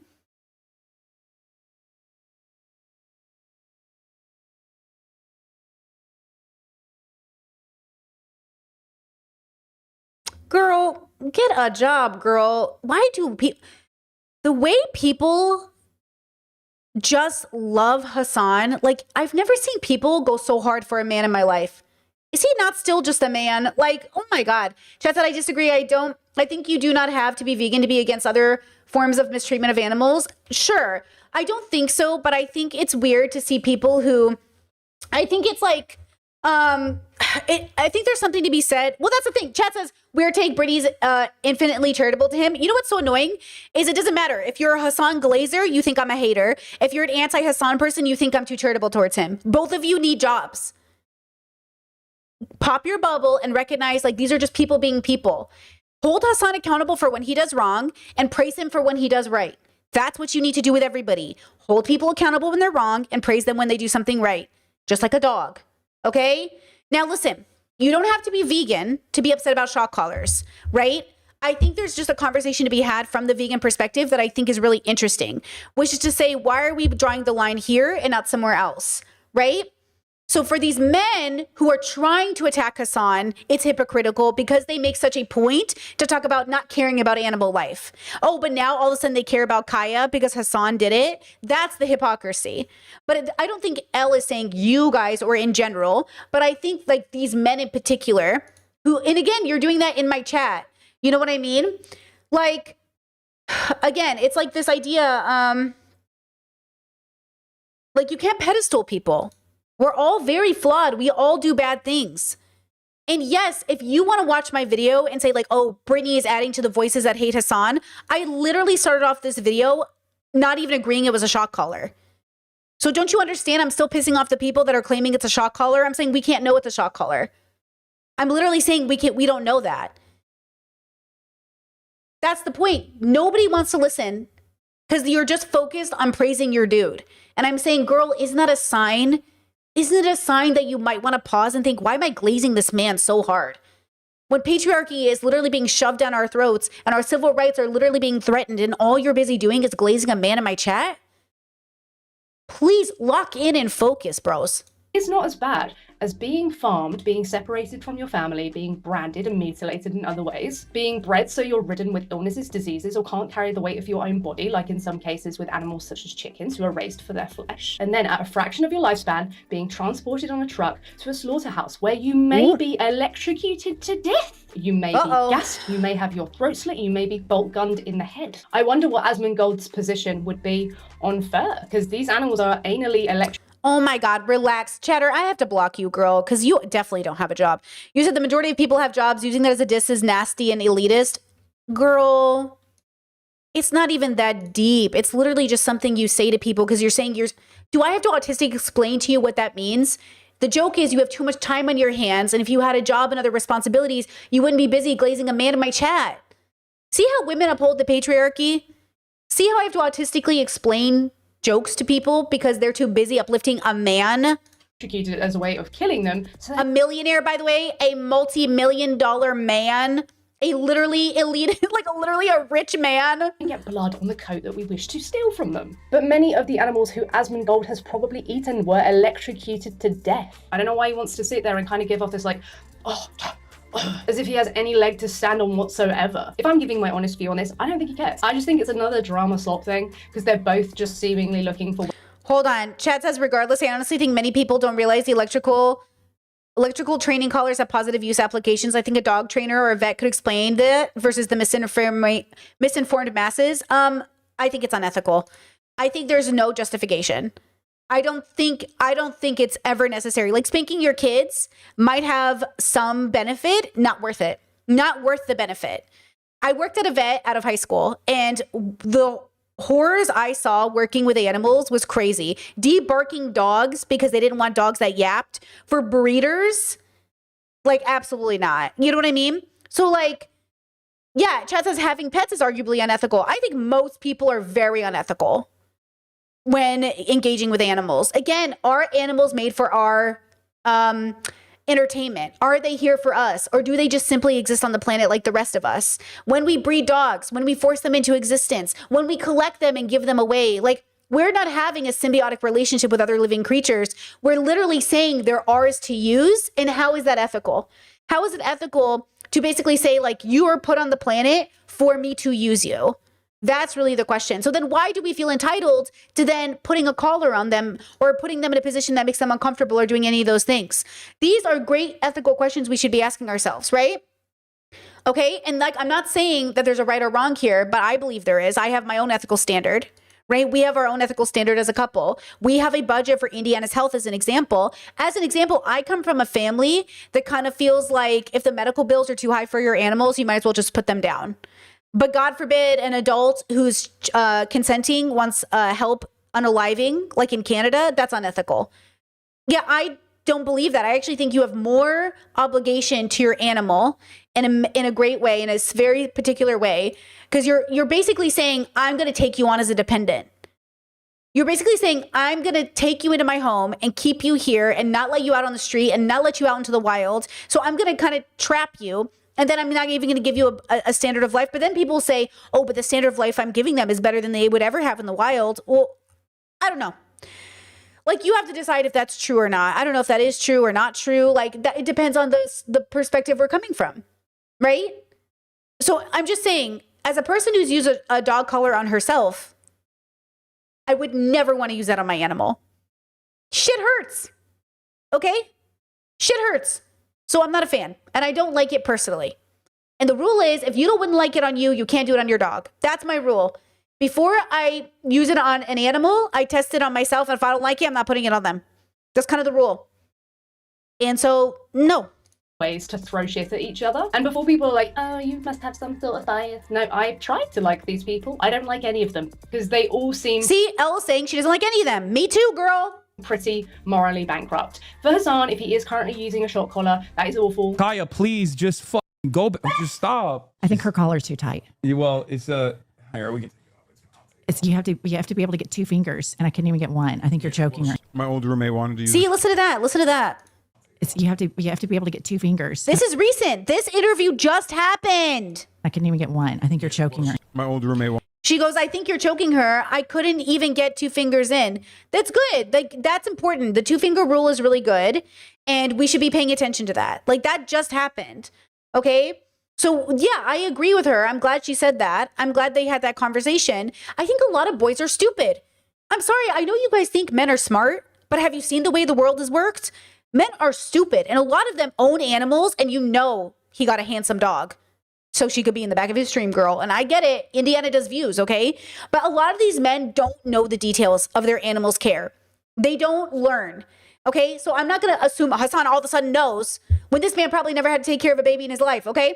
So I'm just telling you that I'm not surprised the collar was too tight. I'm not surprised he used a shock collar in the past. I'm not surprised about a lot of things, right? Okay, all I'm saying is if he changes it, great. All we can do is educate people. I'm glad every person who saw that stream learned the 2-finger rule, right? That's it. Okay. Wanted to use a shock collar. This is a very old video of Hassan. So for the record, this video Hassan or Asmin is watching is a very old video of Hassan. And most people who use shock collars, again, you have to like pay attention, okay, to the fact that like obviously Asmin is not a good source of information. He is not a good narrator. Hassan using a shock collar is not that tempting. I remember when my dad bought a shock collar for the dog. And I said, that's fucked up. We can't use a shock collar on the dog. And he goes, okay, let's use it on ourselves and see if we like it. So we tried it and I was like, this hurts. This shit hurts. My dad's like, you're right. It does hurt. Okay. And after a while, we were like, fuck this. It hurts. We're not using this on the dog. But we did buy it for the dog. We use it on the dog. And I was like, I think it hurts her. She yips and I don't like that. And so we didn't do it. So I know what it's like to be with a man who buys a shock collar thinking that's what you're supposed to do. So Hassan isn't, you know, I'm not going to hold this Hassan accountable. This Hassan's like 8 years old or 6 years old or 5 years old or something. I don't know. Look at this Hassan. He barely has a beard. Okay. But the Hassan now, would he use shock collars? Does he have one in his house? Then I disagree with him and I think it's wrong. Okay. This is one thing you can't, you know, I'm not going to throw the baby out with the bathwater because Hassan also does a lot of good. But you know what I'm saying? I have it still. I bought it. They are incredibly effective. That's not, sorry. So he said they're incredibly effective, right? My old roommate wanted to use a shock collar. I have it still. I bought it. They are incredibly effective. That's not, sorry. That's not a good clip. I'll say that. Okay. Asmin has no room to talk. Be quiet. He's also currently consuming the bodies of animals, some of whom were put into some sort of electric bath or electrocuted to death. So why exactly? So like, what are we even saying? Okay. Chad says the video cut off right before he says he didn't use the shock collar. Okay, but he bought it, right? Like he bought the collar. So that's a testament to that Hassan there. We're not going to judge him against this Hassan now. Yes? You guys with me? That Hassan then is not this Hassan now. We all agree? Okay. That Hassan then should never have bought that collar. His money should never have gone to a shock collar. But he bought it. So okay, that's just a testament to everyone now who's thinking about buying one, don't buy one. Just as Hassan has claimed he has not used a shock collar on Kaya specifically, which doesn't mean he has never used one or isn't abusing her in other ways. Sure, again, I don't have any evidence that Hassan is abusing Kaya or that he purposely hurt her that day on the bed.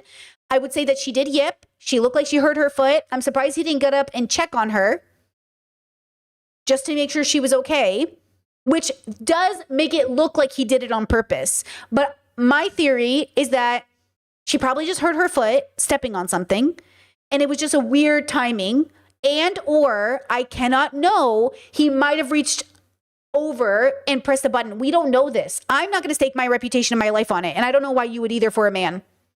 Do you know what I'm saying, girls? Why would you put your reputation out on the line? Either defending, you know what I mean, Hassan, for something you don't even know, or you know what I mean? Just like, why are we doing this? Okay? Okay? Whatever happened, I feel bad for Kaya. I wish in the moment he went up and gave her a big pet. Okay? Chet says, because all we can do is take his word for it. Well, you can take a man's word if you want. Listen, I'm making a lot of jokes about men right now, but it's the way you guys glaze Hassan like he isn't one. Like he hasn't been raised by the patriarchy. You know what I mean? So again, you can take his word for it.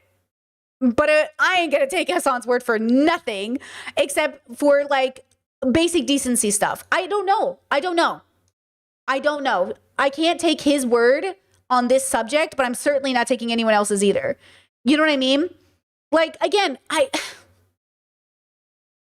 I'll take his word on other things. Like, was he at a protest? Yeah, like I'll take his word on it. But I'm not his viewer. I don't have to take his word on nothing. You know what I mean? I'm just an observer. Going to condemn him for this specific incident when he actually supports animal abuse, exploitation every single day with his food choices. I don't know about his clothing choices, I don't know about his cosmetics, but let's be real, he probably doesn't care about those things either. And as for Asmongold, pretending to care— Yeah, exactly, chat, exactly. I feel like Hassan can and does take criticism, but the way he responds to valid criticism in the moment is so dismissive sounding and man-coded. Okay, so I have a brother who reminds me so much of Hassan. They're both very attractive, they both have very pretty dogs, and they both suffer from pretty privilege, and they're both very fucking arrogant. They're very Vegeta coded. They take criticism very difficultly, but they're also pretty like self-aware, but they're also like incredibly stubborn. So forgive me if I think of Hassan as a brother, but when I look at him, all I see is my little brother. And I'm annoyed with the way that he gets defensive, because it's like, bro, just own the fact that you did it. But it ruins the pretty boy image. It hits their pride, and we're both like, is Turkey West Asian? Either way, we're basically cousins. You know what I'm saying? So like, we're basically all the same. And I know this pride when I see it in men. They're very fucking overperformative. Okay? So I'm not saying he's an evil guy, but I'm saying like, I got too many brothers. I got 8 brothers, okay? And I see a lot of them in Hassan, let me tell you. About the interests of a sentient being is really cringe. Unless you're going to retract your claims beforehand, that even some of your fans, when they came to my video, were like, yeah, that was kind of weird when he said he would eat a dog if they tasted good. So I just want to take this final moment to, if anyone has seen this stuff that's happened and they're looking at someone like Hassan and thinking, oh my God, that's really cruel. I'm really glad you have the compassion to understand that that's not a good position for a dog to be put in. And I hope that you align your actions with your beliefs here. Yeah, look, I love that she's lecturing Asmon. Okay? Exactly, Asmon. If you're so upset about a shock collar, maybe you should be upset about eating animal bodies. You recognize that an animal who is non-human is sentient, i.e. is having a subjective experience, and they can experience positive emotions, they can experience negative emotions and sensations, just like we can, and we should respect them as individuals. Then never mind what you've done up to this point, you can change your behavior right now. That goes for Asmon and Hassan right now. It's probable that they'll never see this, but Asmon did see my first video that he responded to on him. Yes, you have exploited animals up to this point, and you've tried to make justifications for doing so, but that doesn't mean— Wait, chat said— I'm burping, excuse me. I have a question. Promise it's not being bad faith. Is she not making a prescription to Hassan about veganism? Sorry if this is stupid. Like vegan gays, like Elle? Yeah, she does make a prescription. So her goal, when I talk to her in our collaboration, her goal is to make the world vegan. She is making a prescription. She wants you to be vegan. She's 100% making a prescription from my conversation with her. So yes, she wants the world to be vegan.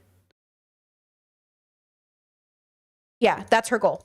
That has to continue. I don't want to treat Asmon, for example, statically. I don't want to state blanketly that, yeah, he actually thinks this way. But my sneaking suspicion is that his viewpoint has not changed on this. And if you see shocking a dog for negative reinforcement as a bad thing, you should absolutely see everything that's entailed in animal farming, animal testing, or the entertainment industry using animals. You should see all of these things as bad for the animals. That should then compel you to not engage in that behavior. Thank you so much for watching and supporting the channel. Thank you to— Yeah, great. I think this is a great video.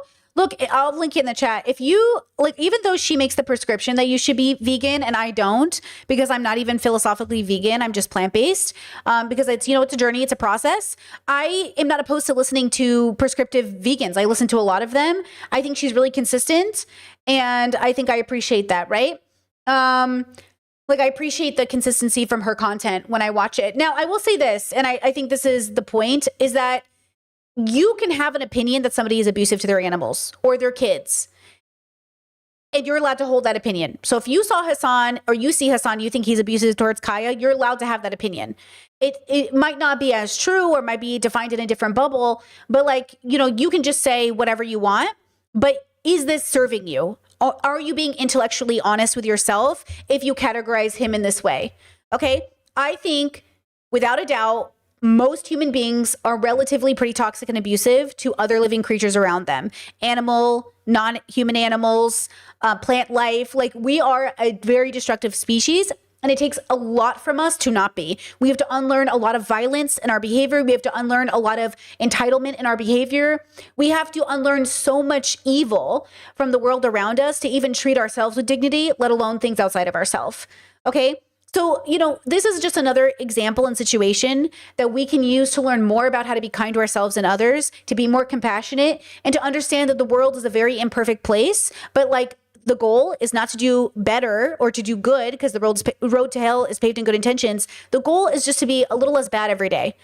And you do that in different ways, depending on your life and where you are in your life. Okay. So I don't know what's next for Hassan and Kaya, but I hope he continues to consider her well-being and, you know, her collar, and hopefully it's loose enough, and, you know, like her everyday life. And I assume he will do that. If we see evidence to the contrary, we can talk about it.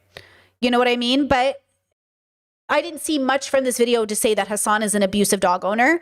I would say that he's at most probably a really arrogant and difficult man when it comes to his criticism of maybe, you know, how he in detail treats Kaya. But like, I don't know the inner workings of it. Okay. Like, I don't know. And funny enough, Indiana's been unwell. We've been taking her to the vet nonstop, and she's been hacking. And my partner was like, what if she hacks in the background of your stream? And I was like, it's okay. Kaya's peed on stream before. It's fine. Because I know I've seen the clips of Hassan being like, Kaya, no. And like, that shit is so like wholesome to me. Because like, there's nothing more wholesome than having to clean up your animals' fucking pee and poop and vomit. What's more love than cleaning up after your animal? You know what I'm saying? So he obviously seems to display a lot of love for Kaya. And overall, that seems to be what is happening, is that he loves Kaya. Whether or not he's perfect at it, who knows? Okay, but glazing for Hassan is so unnecessary, girls. Come on, decenter men. And then hating Hassan just for existing is so ridiculous, coming from the biggest losers on the internet. Okay? All right, we're done. Great topic, though. Shout out to Elle. Also, just, you know, one last topic on this whole, like, I don't love the Vanguards. They're not my favorite. I think they're drama. Again, I do not like them. I think they're too man. I think they're too patriarchal. I know they think they're not because they're libs, but like, I just think they're so fucking boyish about everything. So I'm not a big fan of them. But this DGG log that went, you know, that Hassan or Destiny claims him and Hassan were doing stuff together. For the record, we're not going to get distracted. Epstein-y. Even if Hassan is a little bisexual, okay, what does that have to do with the fact that you're a predator? See how Hassan, at worst, is queer or gay, and at worst, you're a predator? See how this is going? So don't even start with Epstein-y trying to get away with what he did to distract us with Hassan, okay? Nice try, bro. Nice try. This man is literally Trump 2.0. Okay, girl. Please, trying to distract us, okay? Give me 2 seconds. We're going to take a break. Chad said Destiny's queer too. He's not queer. He's bisexual. Destiny's not queer, okay? Watch my latest podcast, 70,000 views in going, girls, when you're gay but not queer. Destiny's bisexual. He is not queer. That's why he's a mess, okay? Queer people are not showing up for Israel. Queer people are not showing up for Israel. Queer people are showing up for Palestine, period, okay? Thank you. Okay. I'll be right back. Short break. We'll come back. We'll do the next 2 videos. We'll be right back.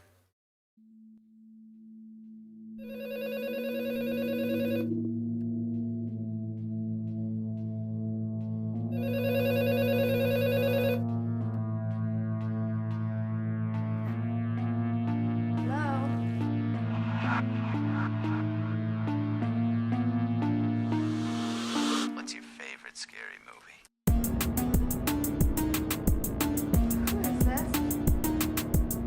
You tell me.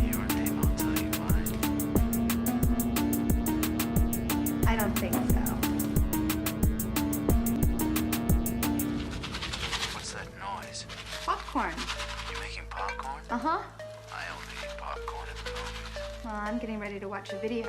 Really? What? Oh, just some scary movie.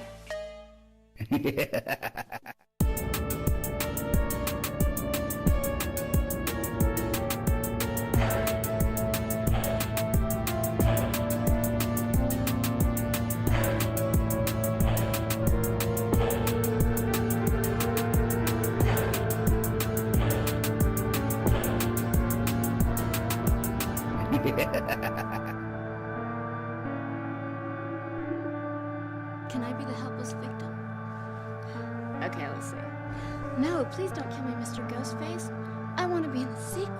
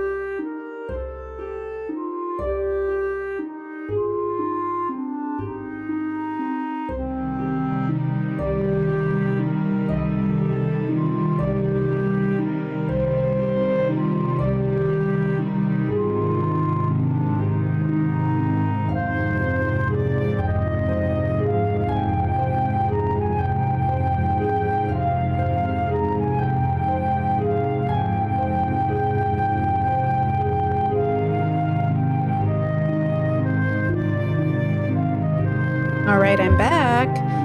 This is all Samantha Dragonati. Where is my image? Hello? Hold on, I'm back. Come back. Did I get Whoop, ignore that. This is all Samantha Dragonati. None of this is Elvin. Elvin is linked in the description. I love both Elvin and Samantha. They're both amazing artists, but this is all Samantha Dragonati. Yeah, she does crazy good music. Like she's such a good composer.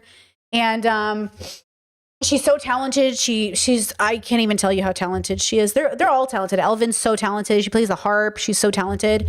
Kind of crazy. Like when people really dedicate themselves to stuff, let me tell you. Okay, let me see. Da, da, da, da. Dun, dun, dun, dun, dun. All right. Oh.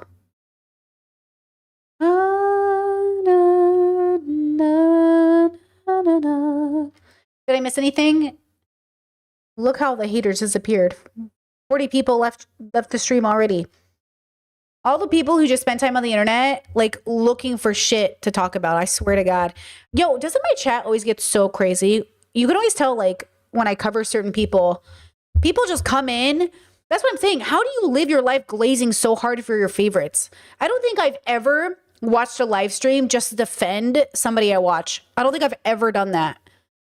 I can't even think of spending my time doing that, bro. Just crazy. The way people do that, the way they just bombard. It's like the Charlie Kirk people. Jesus, I don't think I've ever spent my life, my limited time on earth doing that. You know? Oh, people just like, they love it though. They just get so into it, you know? But hey, at least they pay the bills, I guess. I don't know. Okay, let's go ahead and watch this because I've been curious. So I live in Croatia, as many of you guys know, and they've been very good to me. I've really loved my time here. I'm so lucky to be here in many ways. Our decision to move to Croatia, if you guys don't know, was simply a pros and cons list we created as a couple. And realistically, it just made more sense to show up here and be here. And it's been really good for us, and we've really enjoyed it as a family.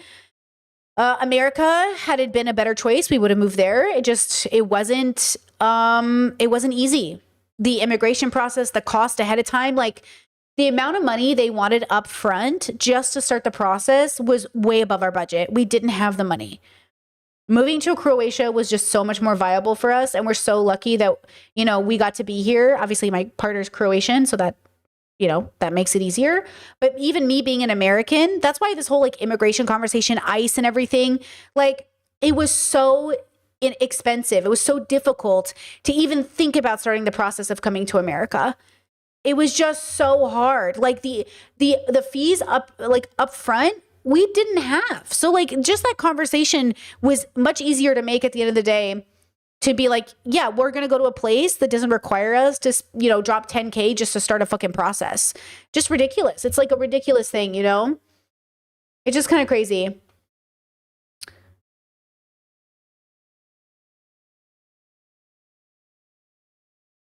Look at these people. Like, what is this person? You guys are so biased, it's insane. Hassan fans and his haters, everyone just kiss his ass. You and everyone else in this chat, that was a shock collar. She didn't hurt her paw. You guys have no backbone. Bro, I'm blocking you. I don't know that. If it's a shock collar, it's a shock collar. I don't know what a shock collar looks like. It could have been a shock collar. I think it did look like a shock collar, but I don't know what they look like. Because I'm not, again, people don't know the difference between what they believe and what they know. You know what I mean? There's a difference between what you believe and what you know. I do not know what's a shock collar. I don't even really believe it was a shock collar. I believe it's possible that it was a shock collar. And there's the difference. Like, I want people to be better thinkers, but they're never going to get there if they don't know the difference between believe and know, right? And you also said she could have hurt her paw. Exactly. She could have hurt her paw. We don't know because he didn't get up to check because he's stupid like a man is. He didn't even get up to check if it was her paw. That's why I'm annoyed with him. He didn't even get up to check if it was, he didn't even get up to check what it was, which actually makes it sound like it was, like he did it on purpose. But then he didn't react. Like, I don't know. Like, again, I don't know what it was. And that's what's frustrating is we don't know what it was, right? I wish I could go back in time and go check Kaya's paw for her. You know what I mean? I wish I could go back in time and just like hop into the corner with a time machine, check her paw, put it back and leave. Because I feel so bad for her. I really do. Anyways. So, okay, I live in Europe. There's this guy, there's a big conversation having with Elliot Singh and everybody else talking about leaving America, not leaving America. Well, there's another perspective on how you view America, okay, after a long time of being far away. So this guy named Evan Ettinger, I don't know who he is, but he has 1 million subbies, okay? And he said, how I view the US after 13 years living in Europe. And I just thought, oh, we should watch that. I think that's going to be a nice video. So let's check this out together. In the USA, this laptop here cost over $2,000. Yet, not only did I get it for free, but Apple paid me an additional $2,000 value on top of it. Why? Because I didn't buy the last laptop that I bought that I was unhappy with in the US. I bought it in Europe, where, as a consumer, I have so many more rights I never could have dreamed of having in the USA. And that's just the tip of the iceberg. When I moved from the US to the UK over 13 years ago, it was not meant to be permanent. My goal was to get my degree, and then go back to the US and get a job, and start my career, and jumpstart my life, but with some international experience. I was thinking this was the only time in my life where I could reasonably live abroad for such a long period of time. A temporary adventure. But when I finished my degree, something unexpected happened. I didn't want to go back. And that seems to be a pretty unanimous experience of Americans moving to Europe. The longer I stayed in London, the more I began to notice all of the assumptions that I'd grown up believing in America, the things I was brought up to believe were undeniably true and just the way the world worked, it turns out they weren't true at all. Hold on. Chat says, I'm assuming it's fairly okay for LGBT folks if you felt safe immigrating there. This is the thing that Elliot Sang was saying in their stream and everything. I don't think people understand how unsafe it is in most places as an LGBTQIA person.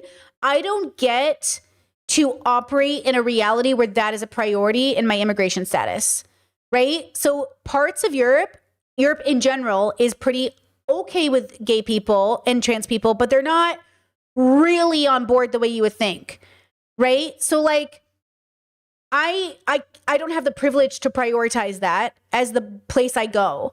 I have to prioritize other things.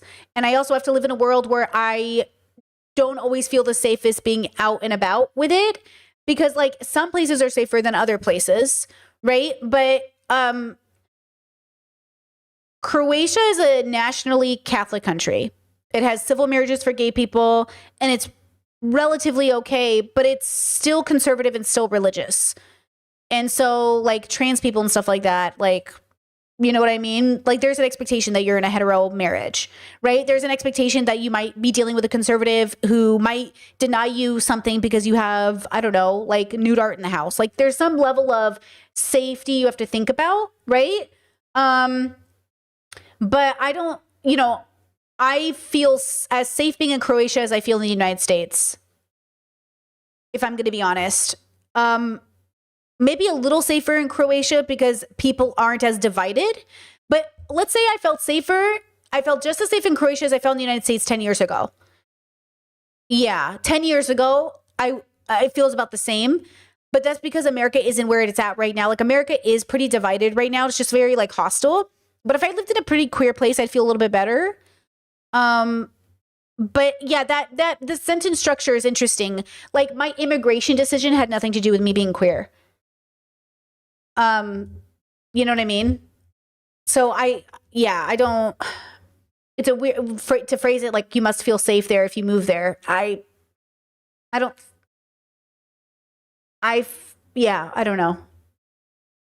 You know what I mean? It's a really interesting like way to phrase it. And it goes so much further than the full story behind this laptop.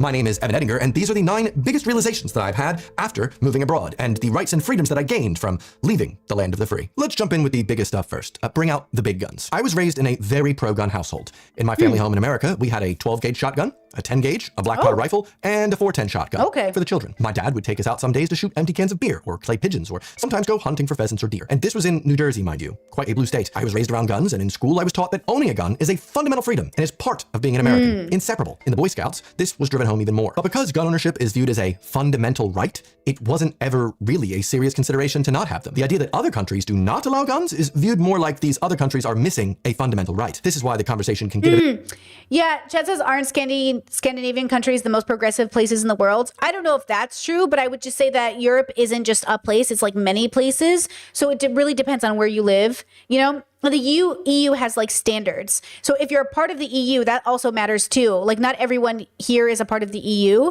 So there's a standard like with abortion that like countries offer abortion. But, you know, it's kind of like, you know how the states have like states' rights? And then there's like the federal, law. It's kind of like those, like that's how you can think of it. I don't want to misspeak, but I think that's how I kind of understand it is like, there are places where things are true across the board and then places that are only true for those countries. Weird for many Americans. In London, most of these standard police don't have guns. And for most police work they do, they don't need them. Owning a personal firearm here for the average person is almost impossible. And I've never once missed the ability to own one. Why? Well, what reason would I have to own a gun? The main reason the average American owns a gun these days isn't really to join a well-formed militia to keep the government in check just in case of tyranny. That ship sailed, hasn't it? It's also not to hunt, and it's also not for sport. It's more of a fear-driven decision. You see, bad people have guns, so now I as a good person need a gun too to protect myself from the bad people with guns. So that way, all of us have killing devices on us. It just makes sense, right? But as I've now lived in a country where the public don't have access to firearms, I'd say, as you can probably tell, my opinion on them changed dramatically, especially with the constant stream of horrendous shootings happening literally every day in the USA. There was 6 yesterday. In schools, there's in mosques, there's in churches, people are just getting shot up all over the place, and yet politicians are like, what are we gonna do? Like Croatia last year, we had an attack on a gay couple. I think they were vacationing here, and Croatian men attacked them and beat them up. And the Croatian men were arrested and held accountable. So Croatia is one of the, if not one of like the safest country as well. Like it's considered very, very safe. But again, I don't know when I say it's very, very safe, what you imagine in your head, because it's still a place where like patriarchy exists and racism exists. So it's very, very safe for a place that is also patriarchal and misogynistic and racist. You know what I mean? So I don't know. I think Americans sometimes like fantasize about Europe being like this great place. And that's what Elliot Sang was trying to say. Like you imagine Canada and all these places as like, oh my God, it's just a place with people that still suffer from misogyny and racism. You know what I mean? But it's, it's great. Like I like it, right? Mm-hmm. What are we gonna do? We can't try anything. We just have to deal with it. Can bad people still get guns in the UK? Yeah, supposedly, but it's much more difficult, and therefore the crimes with guns are equally rare. Visiting Philadelphia when I was younger was always scary to me because I never knew who had a gun, who wanted to rob me. Visiting New Orleans a couple years ago, I was told by my hotel staff that a few days prior, a tourist was shot and died in the local. You know what I think is what really I think safety is? Safety is your family and friends.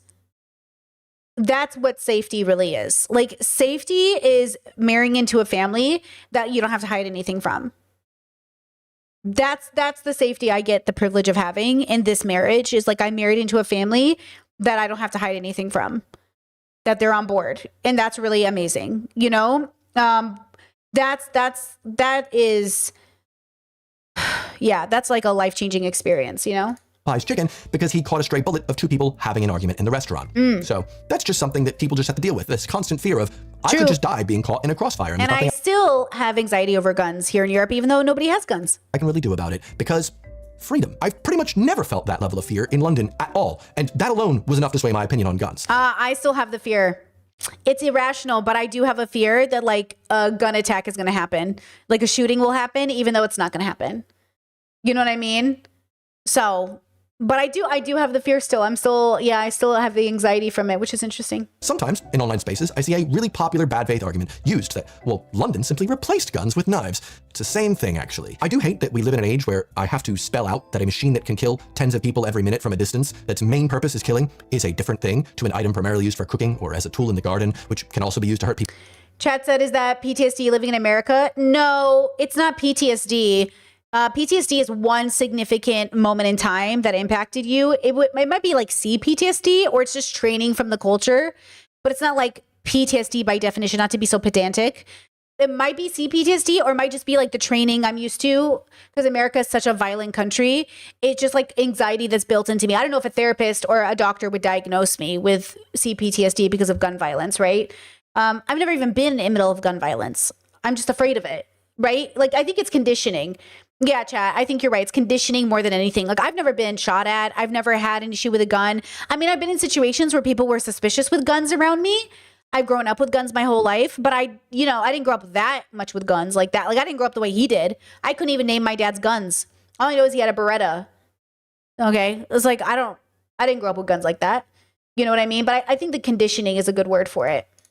One at a time, close up. I'm someone that's happy to change his opinion on something with new information. I cannot imagine having to stand by my beliefs that I had 15 years ago, which is why I also think it's a bit backwards to force yourself to stand by beliefs people came up with over 200 years ago for their society, as opposed to updating them like we update our opinions. It's not necessarily for lack of trying, it's just, as most Americans are aware, the government doesn't really work as you'd expect. Or wait, just said you just named the gun. I know! That's the only gun I know the name of. That's what I mean. That's the only gun I know the name of. And the only reason I know the name of it is because it's the only gun I shot. I think it's a Beretta 9mm, and it's the only gun I used in stories I would write as a kid when my girl had a gun, because it's the only gun I knew. The way that we were taught it's supposed to work in school, it seems like it's always in a perpetual state of dysfunction, which leads me to the second big realization I had while in England. One thing that's really drilled into you pretty much every year of American school is that American democracy is the end-all be-all of government, and that it is the beacon of freedom other countries look to emulate. Then once you become an adult and you see how dysfunctional the US government is, you search for anything to feel better about it and usually settle on, well, at least it's not a third world dictatorship.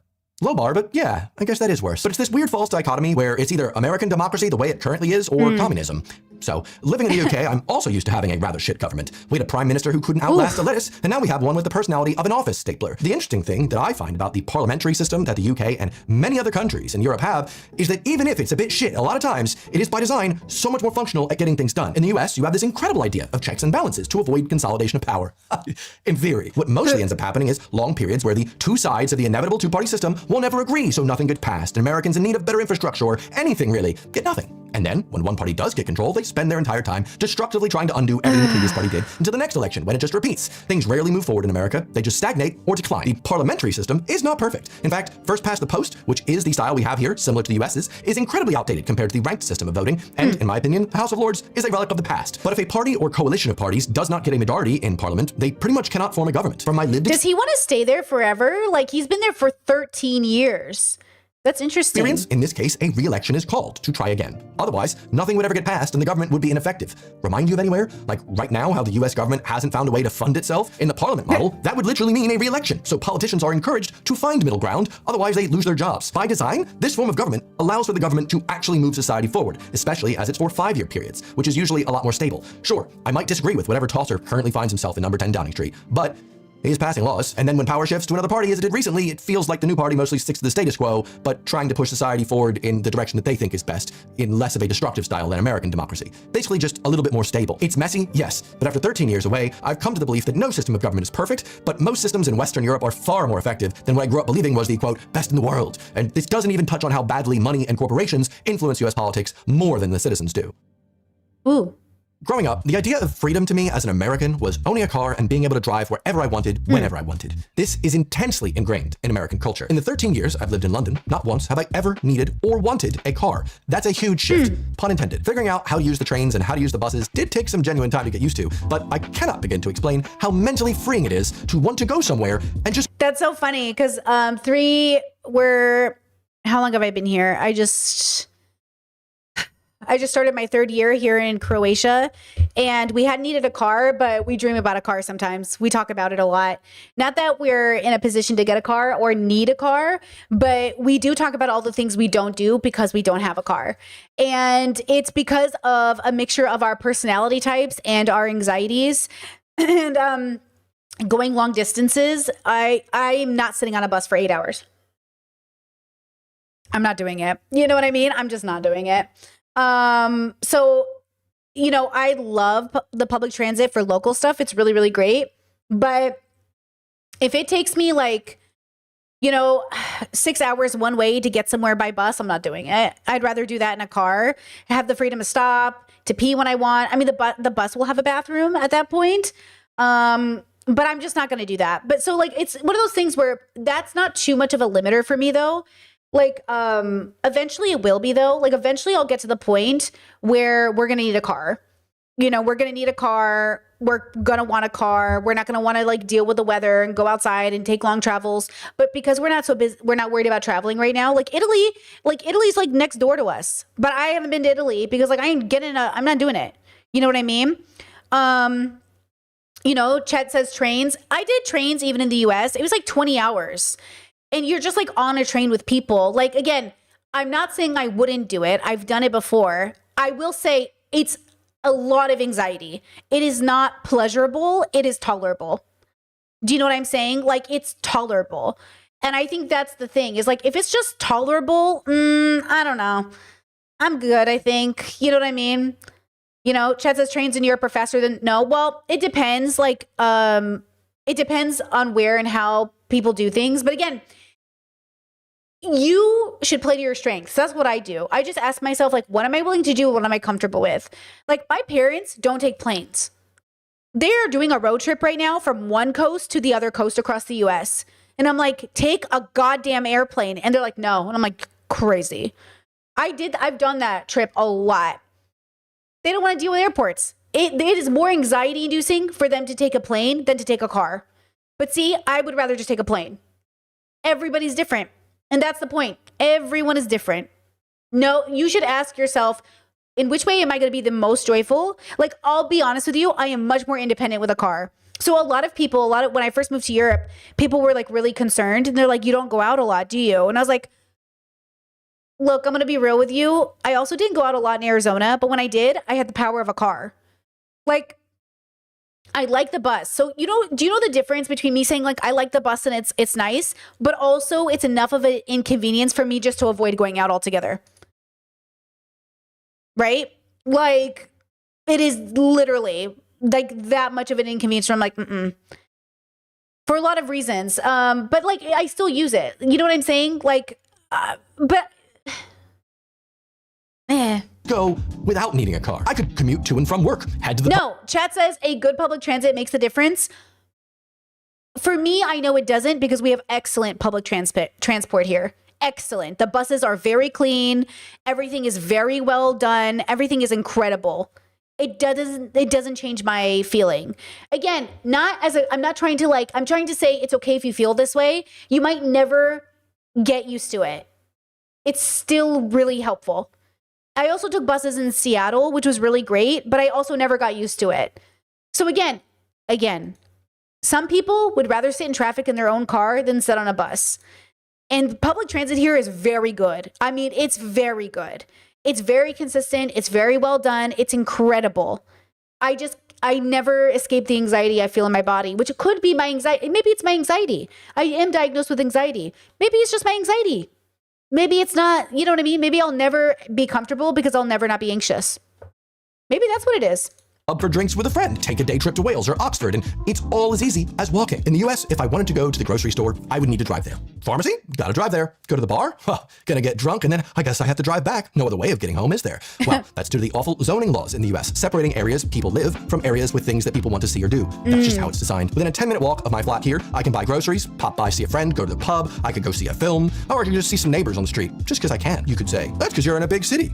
Well, it's not just London that I've had this experience in, but Liverpool, Berlin, Munich, pretty much every town in England that I've ever visited had the same thing. Small towns, Epsom, Marlow. I will say, fun story, my partner and I, we got stuck somewhere in Croatia one time. We were out on a little date and we stayed out too late and we missed all the buses and we missed all the Ubers. And no one was available to pick us up. And now thinking about it out loud, how did we even get home? I think we had to walk a really long time before we found something, but it made me laugh. I remember thinking, oh my God, this is like literally my nightmare. This is literally my nightmare. Like, we are so far from home, but not too far. But yeah, we were laughing. We're like, I can't believe we missed everything. Because you have to buy bus tickets at kiosks, and the kiosks were closed, so we couldn't buy bus tickets. And then we couldn't get any of the Ubers because none of the Ubers were in town. I don't remember I think we had to walk a long time. I'll have to ask him, how did we get home that day? I just remember being so stressed, which is so weird because our buses, I think it was just the part of town we were in. Because no, stop, Brittany. It wasn't that the bus wasn't running. It was that we couldn't get tickets because we couldn't get to a kiosk. I think that was why. Yeah, I learned that I have to buy bus tickets. Chess says you couldn't buy a ticket on the bus. I'm a little confused, but I don't think so. I haven't seen anyone do it, but maybe I'm confused because in Seattle, I could buy the ticket on the bus.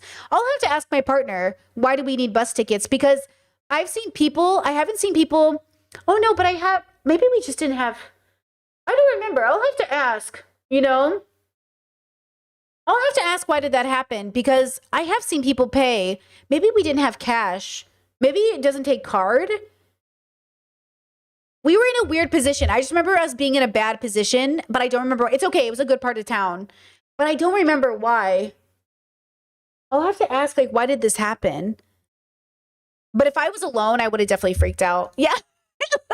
Discord sharing the SpongeBob at the bus stop. Yeah, that's what it felt like. Yeah, I'll have to ask why we struggled and how we got home that day. I'll figure it out. Maidenhead.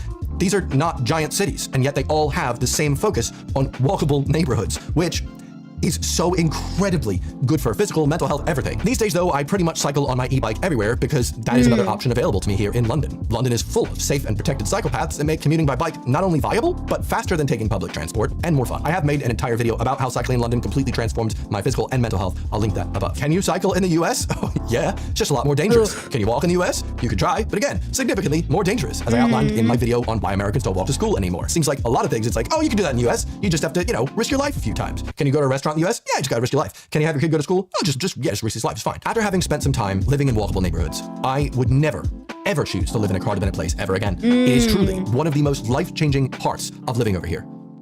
And because I'm always walking everywhere, because I'm always cycling everywhere, it's so much easier to be healthy and physically fit without even trying. And this goes doubly for the food over here. The US already allows food manufacturers to pump so many unhealthy and Oh my God. We had a adult appointment the other day. So we had to, you know, go do adult stuff. And we decided to go on like a little lunch date after and eat out. We have like some favorite spots in the area that we kind of like. And so we went to a spot and they added in so much vegan food to the menu because usually I just get fries. What are you going to do? And then I showed up and I was like, they have all of these vegan options. And I was so excited. And I got the most delicious vegan lasagna. They killed it. They absolutely killed it. I love a vegan lasagna.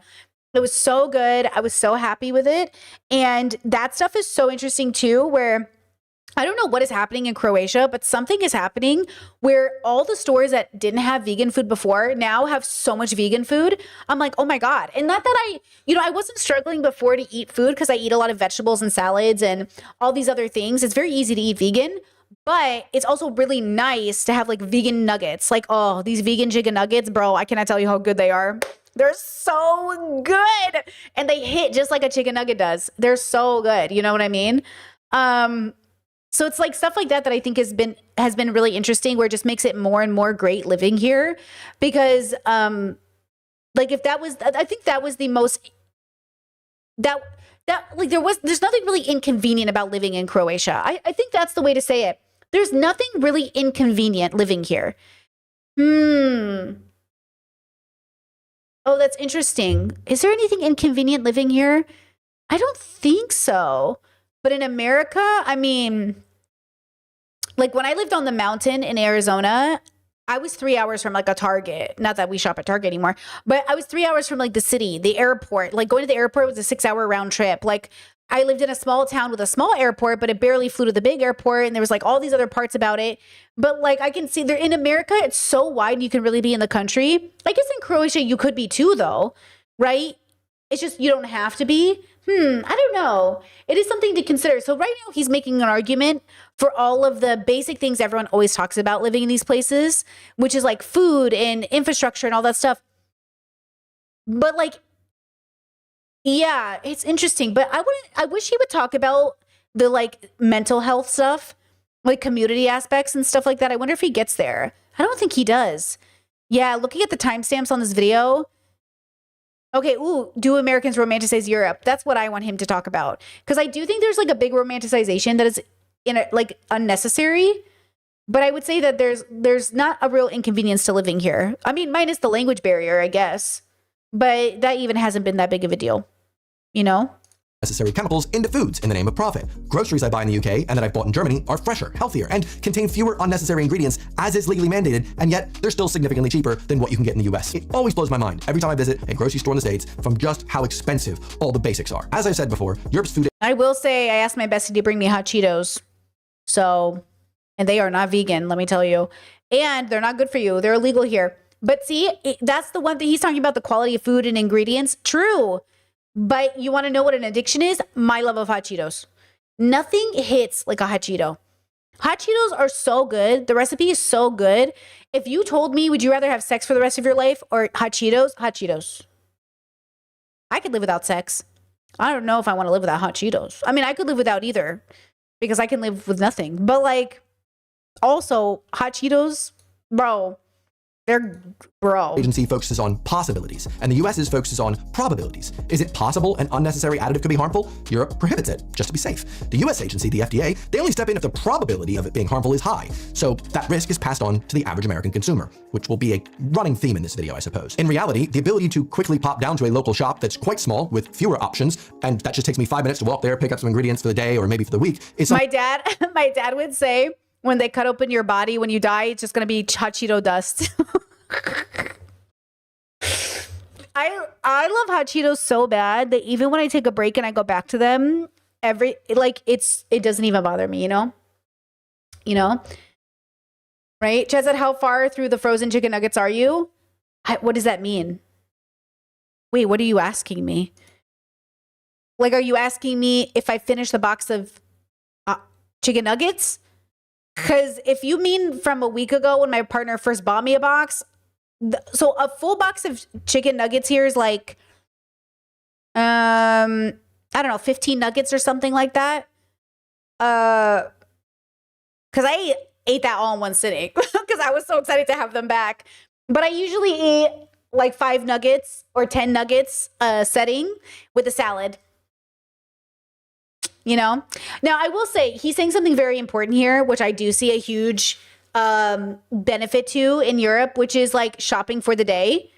So walkable grocery stores means that I don't have to think about like pre-buying food I might not want to eat in 3 days. I can just go to the store every day. And that's really helpful. So usually what we do is we shop like our budget for our shopping groceries starts every Monday. So every Monday we get like a refresher. Our stores are also closed often on Sundays, depending on the location for the store. So we usually go to the store Friday, Saturday, our last time. We skip Sunday, and then Monday restarts our budget for our groceries. And so we eat in a week. We use a week schedule, and then we shop every other day for things we want. So like my partner will go to the store and say, what do you want from the store? And I'll say, example, recently I was like, get me Brussels sprouts and leek, because I'm going to eat ramen today. And my ramen requires like coconut milk, sesame, little ingredients here and there, all these spices I put in my ramen.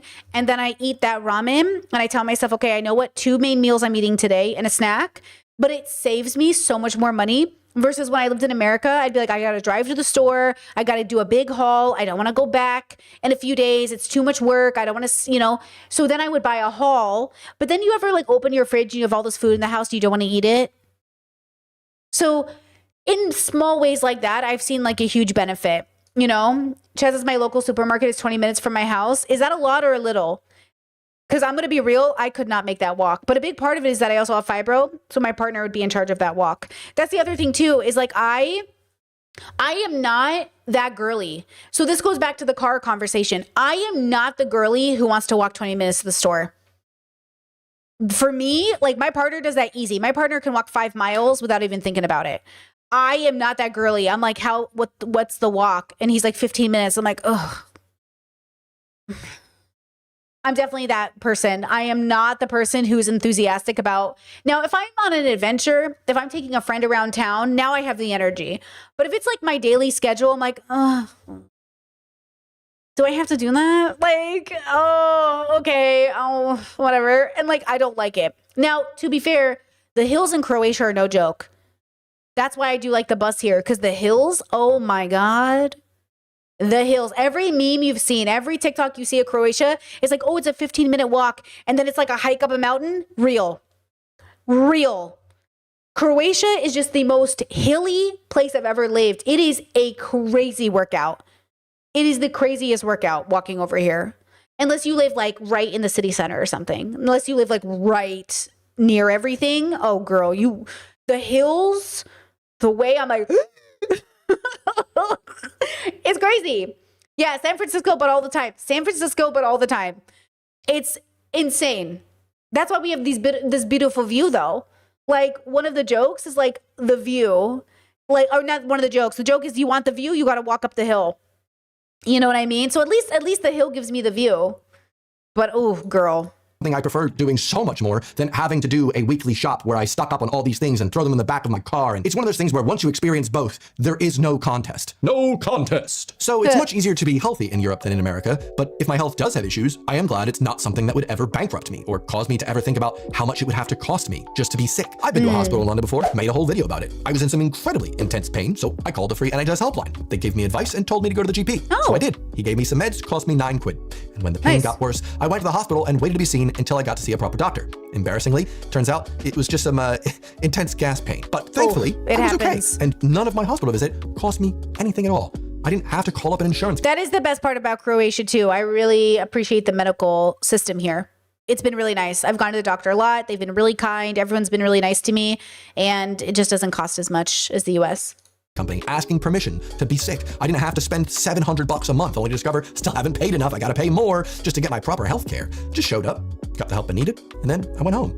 That's quality of life. A country without a healthcare system like that is not an advanced nation. There are only two types of people that are against the freeing social safety net that is universal healthcare. People that have never experienced socialized healthcare, and people that profit from the broken system. You know what I just realized? I think of walking the same way I think about social events. It's something to do while I hang out with people. I really like walking when I'm with people. Like, my partner and I want to be old. I told them I want to be an old person who walks with my partner. We have to walk around the neighborhood and comment on how so-and-so added a rose bush. I love walking with my partner when we're, especially a chill walk. I don't like walking to go get stuff or do stuff necessarily, but I kind of also like I'd like walking as an activity to add to our time together. But I don't like walking for walking's sake. That's what it is. Yeah, I am not like, let's go for a walk. I'm like, hey, let's go talk and walk. I want to talk. You know what I mean? I want to gossip and walk. Yeah, that's what it is. But some people just like love a walk. Are we going to gossip? Like, you know what I mean? Yeah. The gossip walk. That's the best kind of walk. That's it. There's a reason why whenever anyone from any of the more advanced nations in the world wants to visit the States, they have to get the most expensive travel insurance package because the US is dangerous. And 2/3 of Americans actually want universal health care. But 2/3 isn't enough in America's current form of democracy because that's only 66% of the people, but not 66% of the money. And that's actually how you're going to move things. On money, we're back on the topic of my MacBook. If you buy a tech product in Europe, you have a reasonable expectation that it should last you at least 2 years free of defects. And if it's not up to your... I have noticed electronics are so expensive here. So one of the disadvantages to living in Europe, I found one. TVs are more expensive in Croatia than I've ever thought to pay in the United States. We went to every TV shop I could in Croatia, and I was like, I'm not paying this much for a TV. I'm not doing it. And my partner's like, yeah, that makes sense. I was like, I'm not paying this much for a television.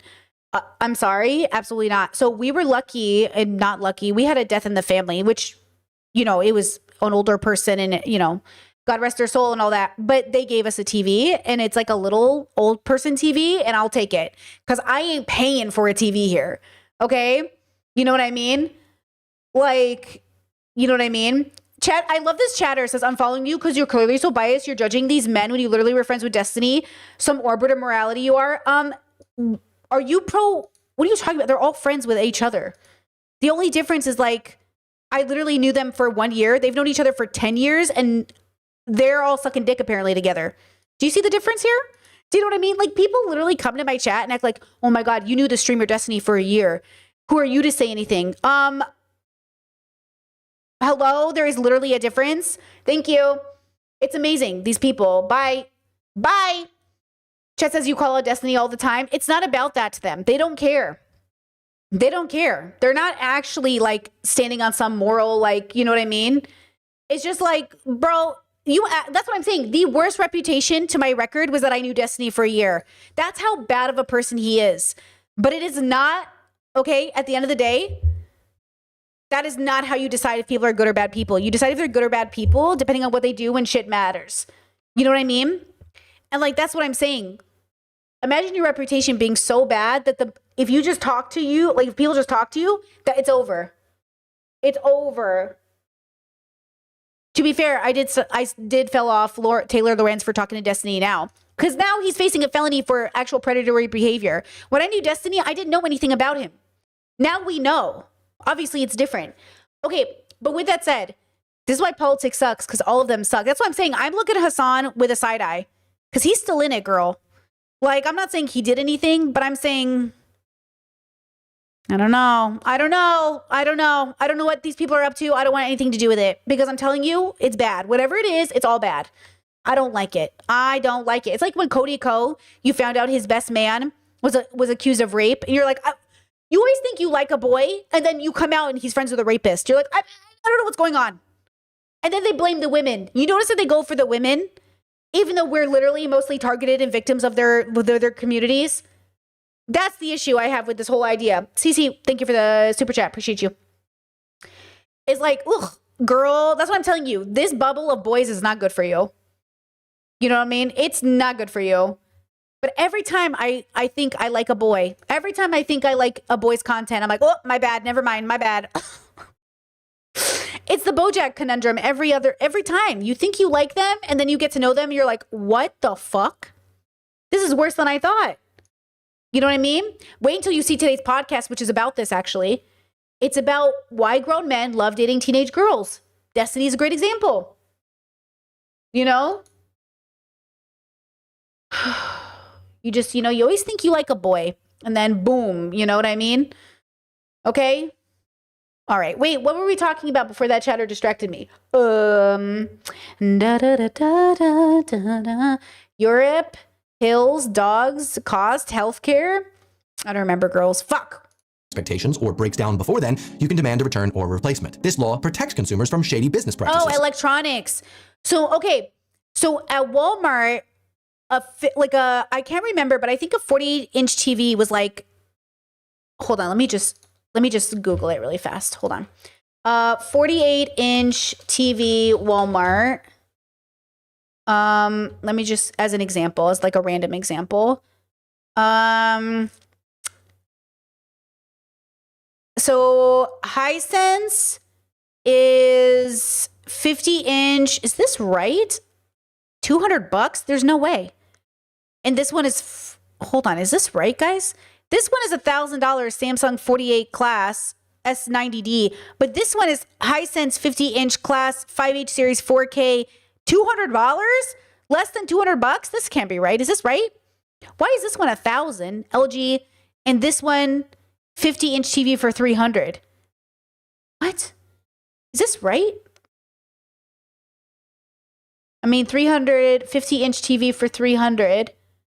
Yeah, I guess that's right. Okay, so then Croatia 50-inch TV. Is that right?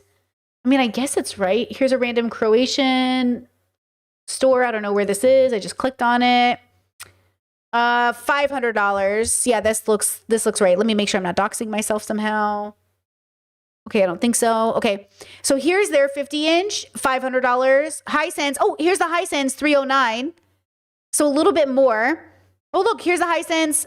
This is like, does that say 1,000 euro? 700 euro, 500 euro. And by the way, the dollar is not doing as good. So for I'm spending money every time I convert my money. So, okay, these are more expensive. Yeah, exactly. It's this one, see? 55-inch, 469 euro. It's like, it's expensive enough of a difference that I'm like, I'm not paying this. Like when I used to go to Walmart and buy a TV, I would throw down like $300 and be like really happy with my come away. Here in Europe, I'm just like, I'm not paying that. You know what I mean? I'm not paying that. And I'm lucky. Like I said, a family, we have a little TV now.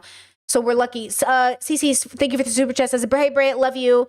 T-Guy follower here. Please don't forget us. We are hurt by the same dangers towards female bodies, but forgotten by feminists. Well, good news is that we want to go further than even feminists can here. We want to deconstruct the need for centered, gendered, philosophical politics, and we want everyone to be included regardless of the category they fall into.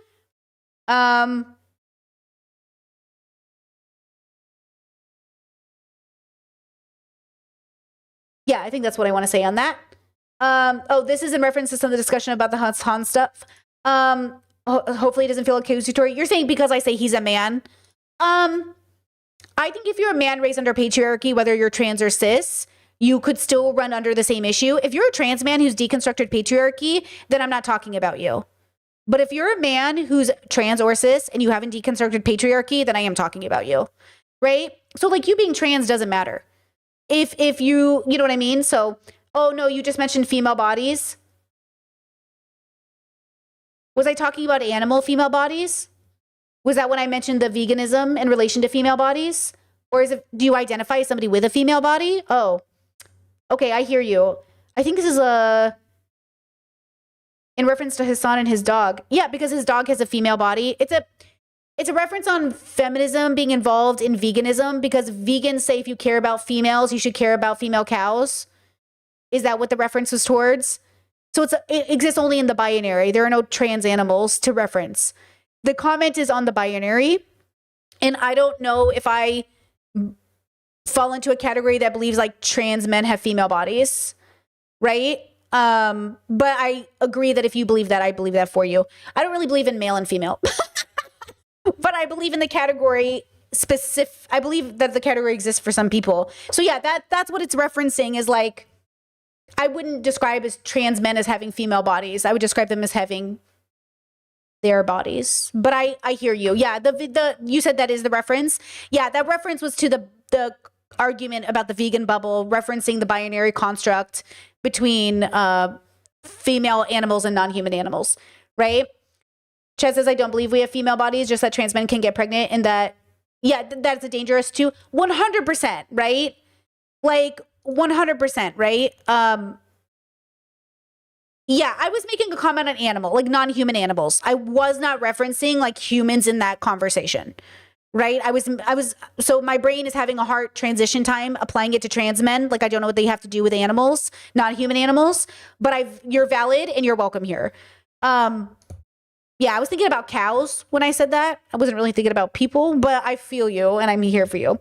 You said that's all I meant. Anyways, I'm sorry if this came across any sort of way. You're good. Don't apologize. You're good, bro. Okay, going back to this. My 2019 Intel MacBook Pro was awful. It was constantly having issues. Kernel panics, overheating, forced restarts. It was an awful, awful device. And I didn't pay for AppleCare because I knew I didn't need to. I even made a whole vlog on it. What is this? Is this an ad? Doesn't it sound like an ad now? No, consumer protections. Consumer protections, very big here. Rental protections, very big here. I was returning it because I was so surprised that this consumer rights law would literally get me back the £4,000 I had spent on it.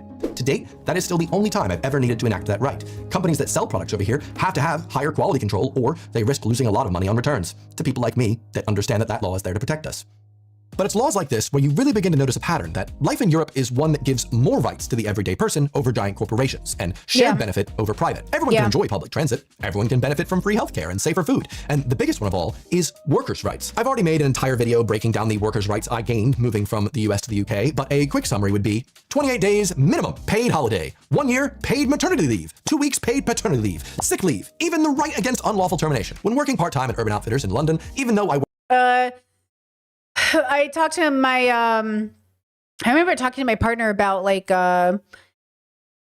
landlords, and I said, can they raise the rent on us like every year? And he's like, no. And I was like, yeah, but in America they can raise the rent on you like crazy. And he's like, no. I was like, but we rent from like, because I could be wrong, but I don't think they have like apartment complexes here.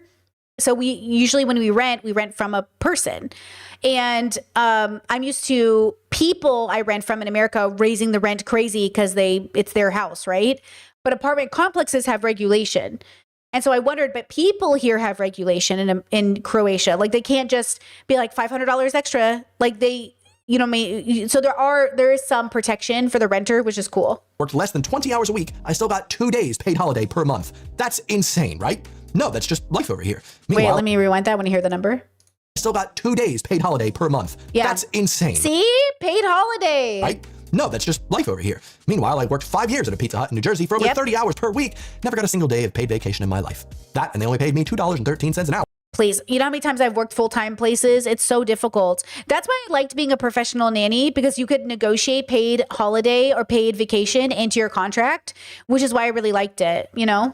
Which was insane at the time, is insane now because they still haven't increased it, and it hasn't been increased since the 70s because saves the corporations more money. Boo. Corporations versus the people. If one day I got a new boss in America, and even though I'd been working at the same company for 4 years, he didn't like me, he could fire me on the spot, and I'd be out of a job and in an awful situation. In the UK, it's so much harder for an employer to fire you because the law requires dismissals to be fair in both reason and in procedure. In practice, that usually means your employer has to give you warnings and a chance to improve before they can even think about letting you go, unless it's something super serious like gross misconduct or something. Everything in Europe gives you, the individual, more rights over those with more money and power. Growing up, this is how I was taught the US was. I was taught the US is for the individual, is for the individual's freedoms. But in practice, that is really just not the case. No, you know what America is? America's like, it's for the individual you to represent yourself against this individual corporation, because corporations are people.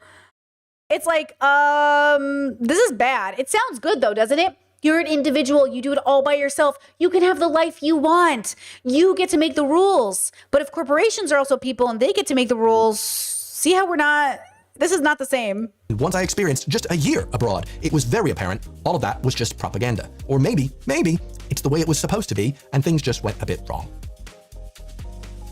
And finally, the conversation around money. The US has a much higher cost of living regardless of your state. There are cheaper states, there are more expensive states, but the basics are still so expensive. Groceries are more expensive. Data plans, so much more expensive. Cable, healthcare, the costs associated with driving, all of these things add up. But I think so I still have my American phone for a lot of reasons, and my partner has their phone, Croatian phone, and my bill is $70 a month and their bill is $30. And I'm on a basic plan. You know what I mean? It's a good plan though. It's a good plan. But yeah, it's interesting. Like our life is so different. Internet in Arizona, when I was paying it, was $150 a month, I think, to $200 depending.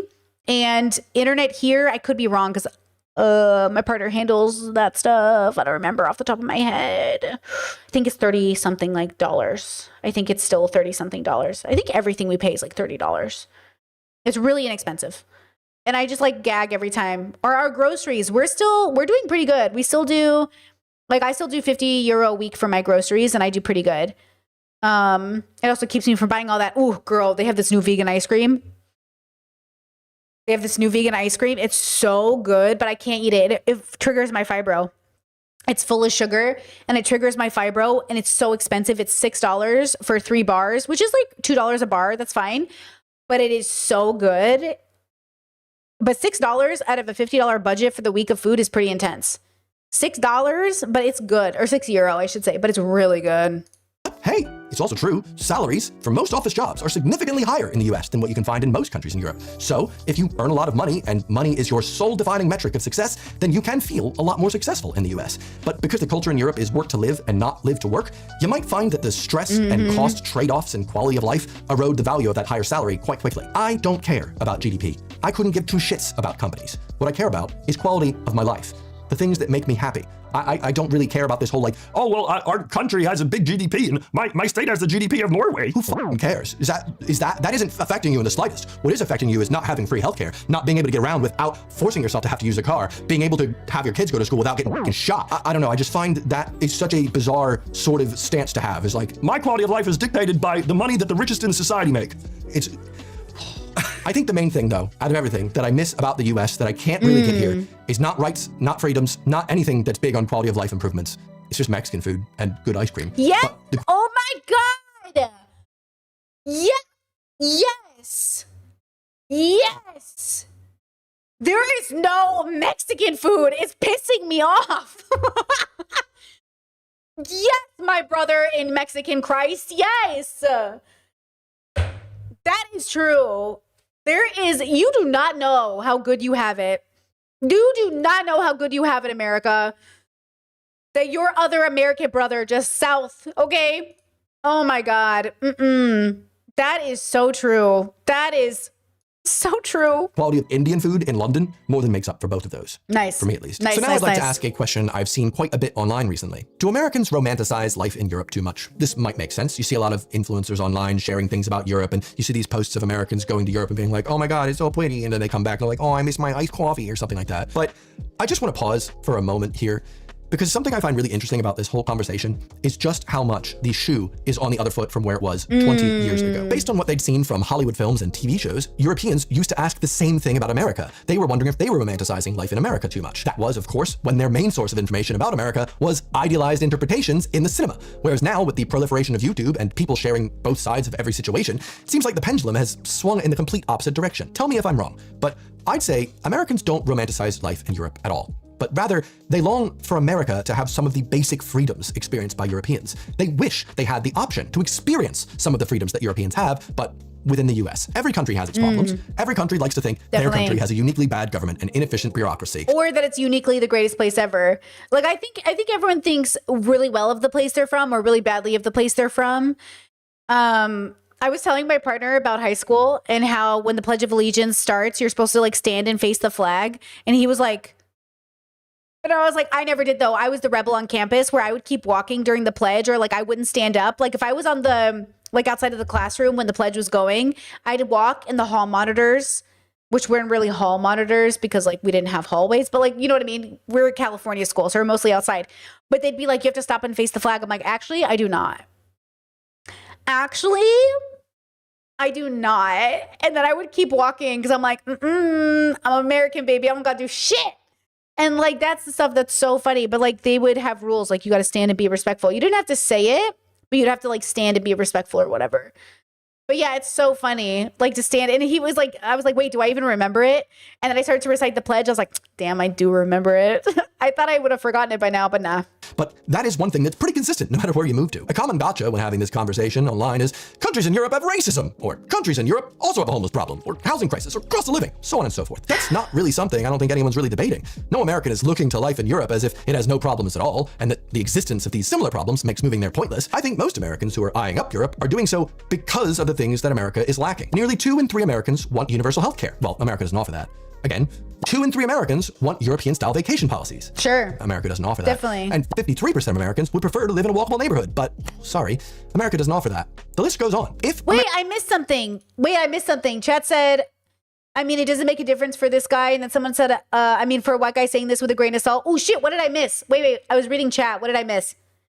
Wait, I missed something. You guys are reacting in a way that tell me what I missed. What did he say? America were an actual democracy, I don't think many of these people would be having romanticized views of Europe at all because they wouldn't need to. They could have everything they wanted in the country they were born and raised. And judging from the results of a recent survey showing that 52% of Americans feel that they could have a higher quality of life abroad, and that 43% of Americans think they would be happier if they moved abroad. Oh, he brought up racism in Europe? Hold on, I missed it. Where? I don't think anyone's really debating. No American is looking to life in Europe as if it has no problems at all, and that the existence of these similar problems makes moving there pointless. I think most Americans who are eyeing up Europe are doing so because of the things that America is lacking. Nearly 2 in 3 Americans want universal health care. Well, America doesn't offer that. Again, 2 in 3 Americans want European-style. I must have missed it, damn. Would be having romanticized views of Europe at all because they wouldn't need to. They could have everything they wanted in the country they were born and raised. He's saying it's super great here, but as a white guy living in Kent, which is also a very well-off area. Oh, I see. I got you. Yeah, Europe is crazy racist depending on your ethnicity in the country you're in. He said it before this. Yeah. That's true too. That I'm learning that's very true is that Europeans are racist, bro. But you know, that's what I mean. That's why I said earlier, it's not about like, oh, immigrating to a place that still isn't suffering under racism or patriarchy or anything else. Like, those places still exist everywhere. I saw another video of a guy saying he fantasized his whole life about living in Japan. He finally made it happen and realized he doesn't want to live here. Yeah. Because if you pedestal a concept or an idea and you romanticize the idea of it and then you actually get it, you start to realize like, oh, is this even what I wanted? It's like girls who dream their whole life of being a stay-at-home mom with 6 kids. And then it happens and they're like, maybe this isn't what I wanted. You got to be realistic about what you want. Do you want it for you or do you want it because it's some fantasy? It's like homesteading or living in a van. Like, is this a fantasy or is this realistic for your lifestyle choices? You know? But like shit exists everywhere, period. You know? And judging from the results of a recent survey showing that 52% of Americans feel that they could have a higher quality of life abroad, and that 43% of Americans think they would be happier if they moved abroad, I'd say these things are very much linked. I think this majority of Americans have seen how the US government actually operates counter to the will of the majority of the American people, and have mentally given up the idea of the US ever improving in these areas that matter a lot to them. And after being continuously exposed through social media, as opposed to Hollywood, about how life in Europe actually is, and these basic freedoms that are enjoyed over here, I think many Americans are happy enough to ignore the perceived downsides of moving abroad. They don't really want to move abroad. They probably don't even want to learn a foreign language. But at the end of the day, they'd probably rather do that and all the other hurdles they have to go through rather than have their family go bankrupt if they get sick or get hit by a car or get shot. Moving to a country in Europe or really anywhere at all won't solve all your problems. Yeah. But it very well may solve 1 or 2 of the big ones that you actually care the most about. Sure. The thing is like he did this alone, right? So he did this for school, but he stayed. I couldn't do this. I think I would struggle. I definitely couldn't do this. I'm definitely like, America, I know America like I know the back of my hand. It feels so a part of me. It feels like my own body. You know what I mean? Like, I don't know how to explain it. I don't know if anyone feels that way about anything, but America as a concept feels like me. And so like, I'm not integrated enough. I'm not separated enough. Like, I don't know how my parents moved. I asked them, I was like, how did you move from Iraq to America? Like, they were young. They were pretty young, you know, but they said like they were ready. Like, they don't have any desire to go back. They only want to live in America versus I can't just immigrate, right? Like, immigrating is such a hard thing. Like, I don't think I couldn't live here without my partner. Like, if my partner didn't exist, I'd probably, like, I talk about this all the time. If my partner unexpectedly died, I'd probably live here for a few years with his parents, like, live in my same place. I'd live here as long as I could. I'd probably hang out with his parents for a bit, give them time to mourn, give me time to mourn. And then I'd probably move back to America. You know what I mean? Like, I couldn't, yeah, like, it would just, you know what I mean? It would be so strange to live here, I think, alone. Like, it wouldn't even make sense to my brain. And that's what I think about. When I think about if I'm willing to live somewhere, I think, am I willing to live here alone? Because if you only move somewhere because other people are there, that feels really dependent. I can't depend on people like that. I don't want to. So the only place right now at 36 that I could move to and be absolutely alone in is America. Like, I really know her. I understand her. I understand her. Even when she's messy. Yes, Chad said, even with everything going on in America right now, yes. I really understand her. I understand her like a toxic family member. You know what I mean? So obviously, I would have to go back there. It's the only thing I know in a real way. You know what I mean? But yeah, I don't think I could live anywhere else and not feel like a little crazy. I'm not much of an adventurer, guys. Like, I'm not a traveler. Like, I'm not a pirate. I don't want to live on the seas. I'm not that girly. Like, a lot of people are. A lot of people are like, I love a new place. I do not like a new place. I do not. I don't. I'm not good at the transitions like that, you know? Yeah. But that's just, yeah.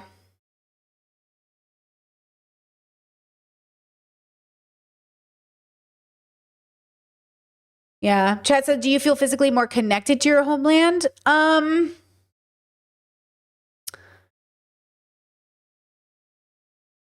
don't know if it's physical. I mean, it's sort of embodied. I just, you know, when you go away from your house and you come back to your own bed, America feels like my own bed. That's what it feels like for me. It feels like when I go back home, I'm like, oh, I'm back in my own bed. Yeah, that's how I would think about it. Yeah. Yeah. I mean, when you grow up somewhere for over 30 years, I mean, you know what I mean? Yeah. I know I meet people who move to Croatia all the time. They really love it here. They live here full time and people really love it. But Croatia doesn't feel that way. Maybe it will after 20 years. I don't know yet. I'm only my third year in. Who knows how I'll feel in 10 years, but right now it's hard to imagine this feeling like my bed. You know what I mean? All right, let's finish out this video. At the end of the day, a lot of this just comes down to what you value in life the most. Certain things that you value will guide you towards certain countries and certain regions of the world where you can actually achieve those things. The other day, I saw a thread on Reddit titled, Americans Who've Moved Abroad Permanently, was it worth it to you? Would you recommend it? And how's your life now? And the top comment on that really spoke to me, and I wanted to read it to you. US to Germany in 2017, never going back.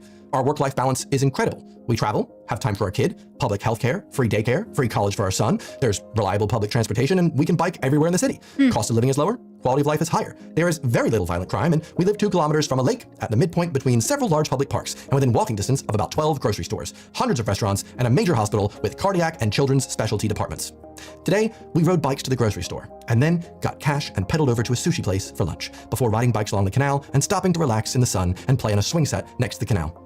It's not easy, but it's been infinitely worth it for us. This is about a city in Germany, but this is also how I feel about living in London. I can cycle anywhere I want to, safely, along the canals to visit friends or pick up groceries. I can hop on any type of train or bus I want, and if I get sick, I can head straight to the doctors and get help for free. I don't have to fear getting shot over a disagreement or have my child be shot when learning in school, and that is a big deal. To me, at least. I could not do any of these things in the place that I was born and raised. I didn't move here for a higher quality of life because my understanding at the ripe age of 22 was that nowhere could possibly have a higher quality of life than America. It's the greatest country in the world. And then I experienced it. And now I can't go back. So would I say Americans romanticize listen to life that. Listen to that. Listen to that.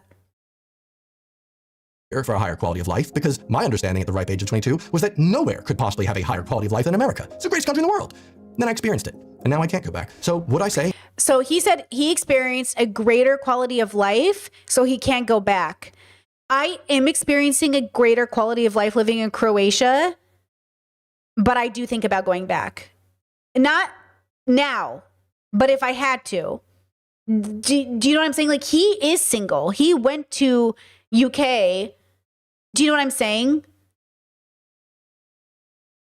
Yeah, I wonder if it is the language barrier is a part of it for me, or even just like how difficult it is. Like, because we've been, we're trying to like figure out how to teach me Croatian. It's like really important that I learn. I have to learn it to become a citizen.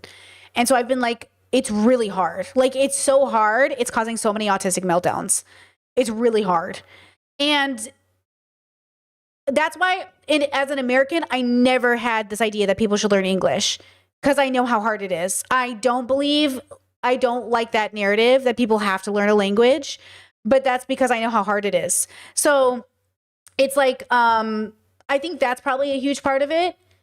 You know what I mean? Is it's too hard, but also it's too foreign. It's like, it's really foreign.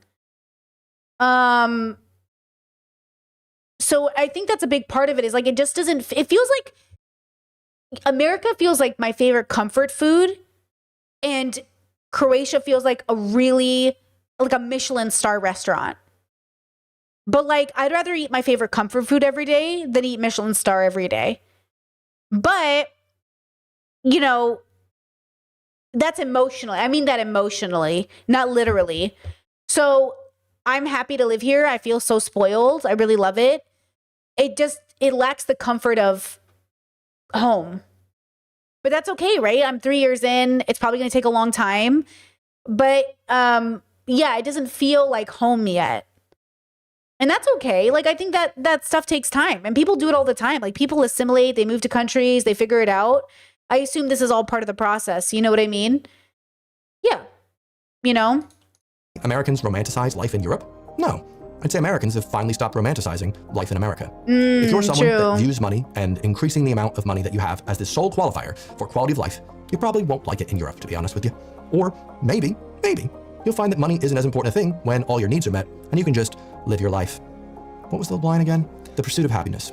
I think that's what it comes down to in the end of the day. And I'm just glad that I live in a country right now where I do have the freedom to pursue whatever makes me happy. Might not be as easy to get a job after I go to London because the network isn't there. I can get a job in London. That's not where I'm going to live for the rest of my life. But before I wrap Wait, why are you guys saying oof in the chat?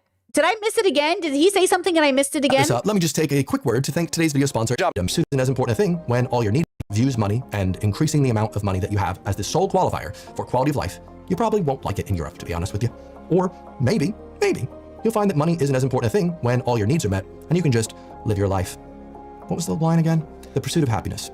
I think that's what it comes down to in the end of the day. And I'm just glad that I live in a country right now where I do have the freedom to pursue whatever makes me happy. Oh, I see. Yeah.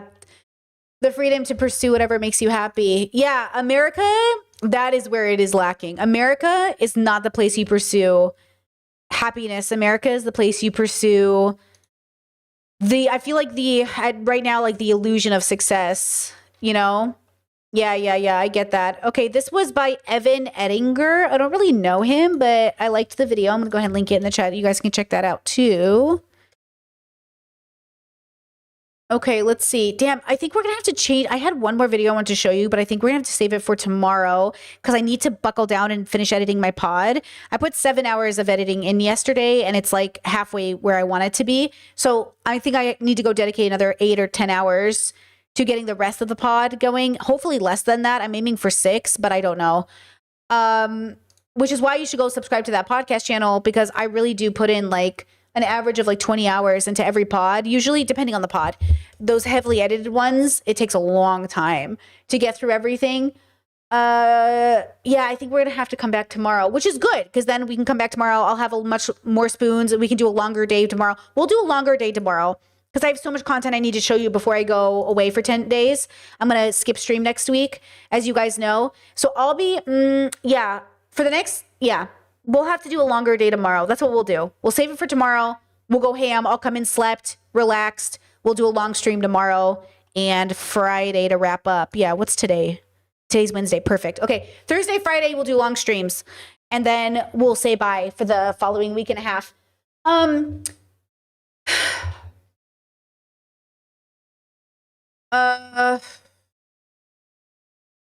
Have him change all the buttons to Croatian. Honestly, that might help. That might help, you know? That might actually be helpful. We tried yesterday where he just talked in Croatian to me, and oh my God, I was dying. I was like, I can't handle this. And we didn't even do it for long. We did it for like 10 minutes. I was like, I'm dying. The words, like, it's so hard. We're working on it. Anyways, it really does, like, it's so triggering. It's like the most triggering experience of my life. I'm going to be real. A part of me is like, man, take me back to my 20s when I was depressed. I'd rather be suicidal. Learning a language is no fucking joke, okay? It's just no joke. It literally triggers me. But we'll get there, okay? Now, let me see. I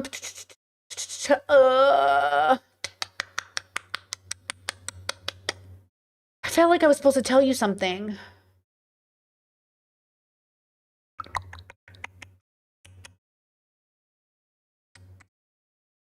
Guys, all your suggestions are very helpful. Please a reminder, I'm autistic. Transitioning is very hard. That's what it is. That's the triggering part, by the way. The transition is really hard. Because also I'm like dyslexic. So like when I look at the words, I'm like, what is this? So don't it's not that your suggestions aren't helpful. It's like every suggestion I need 6 months for every transition. So if I change, and this is so, if you're autistic, okay, like changing the buttons, let's say to all Croatian, would be a 6-month transition of getting used to it. And then changing the language would have to take like months to transition. And then there's a lady I watch who's from Canada, and she moved from Canada to Croatia, and it took her like 12 years to become a citizen. And I think it was because of the language. She said it was the hardest part. I know there's an expat I watch on YouTube as well. He's been here over 25 years and he still hasn't learned it. He said it is so hard to learn the language because every region in Croatia speaks their own regional Croatian. So if you learn one Croatian in one city and then you try to speak to another Croatian, like you won't understand them. My partner has tried to talk to other Croatians and not understood them. And now they're like, hey, learn this language. And I'm like, okay, I'm going to try. Please don't kill me. I'm going to try. This is so stressful. It's so stressful. But you know what? It is what it is. Like either it works or it doesn't work. And that's what it is. Like, I think instead of stressing about whether or not I can do it, I'm just going to learn what I can. And if it doesn't happen, then we can just apply for a temporary stay every 2 years. But that's the part about immigration that's so hard, right? Is like, now imagine you move to America and you've paid the government $7 to $10K and a lawyer, an immigration lawyer. Now imagine you're in America and you still have to find a job. Imagine now you're in line at immigration and they're fucking arresting you and ICE is coming to get you. At least Croatia isn't sending ICE after people. At least, you know, their version of ICE. At least I can walk into an immigration office and know that I'm not going to get fucking taken away. Do you know what I'm saying? At least that's good. So this whole America fantasy of like, oh, immigrate here. Immigrate where? You know? Immigrate where? You know? Where? Like that's America, that's the fantasy America is that, oh, it's good to immigrate. You should come here the right way. The right way is crazy. Y'all are crazy. You know what I mean? Insane. Anyways, okay, I felt like there was something I was supposed to tell you and I can't remember and it's going to eat me alive. I don't know. We'll figure it out. I guess that's it. Okay, girls, have a good day. Take care of yourself. I'm going to go edit my pod. I'll put a post out once it's ready. Thanks for being here. Good convo. Justice for Kaya. Okay. Yeah. I'll see you tomorrow. Bye.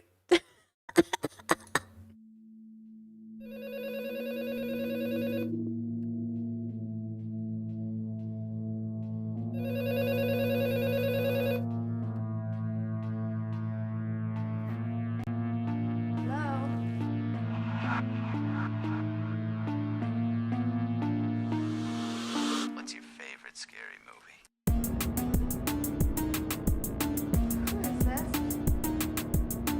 Tell me your name, I'll tell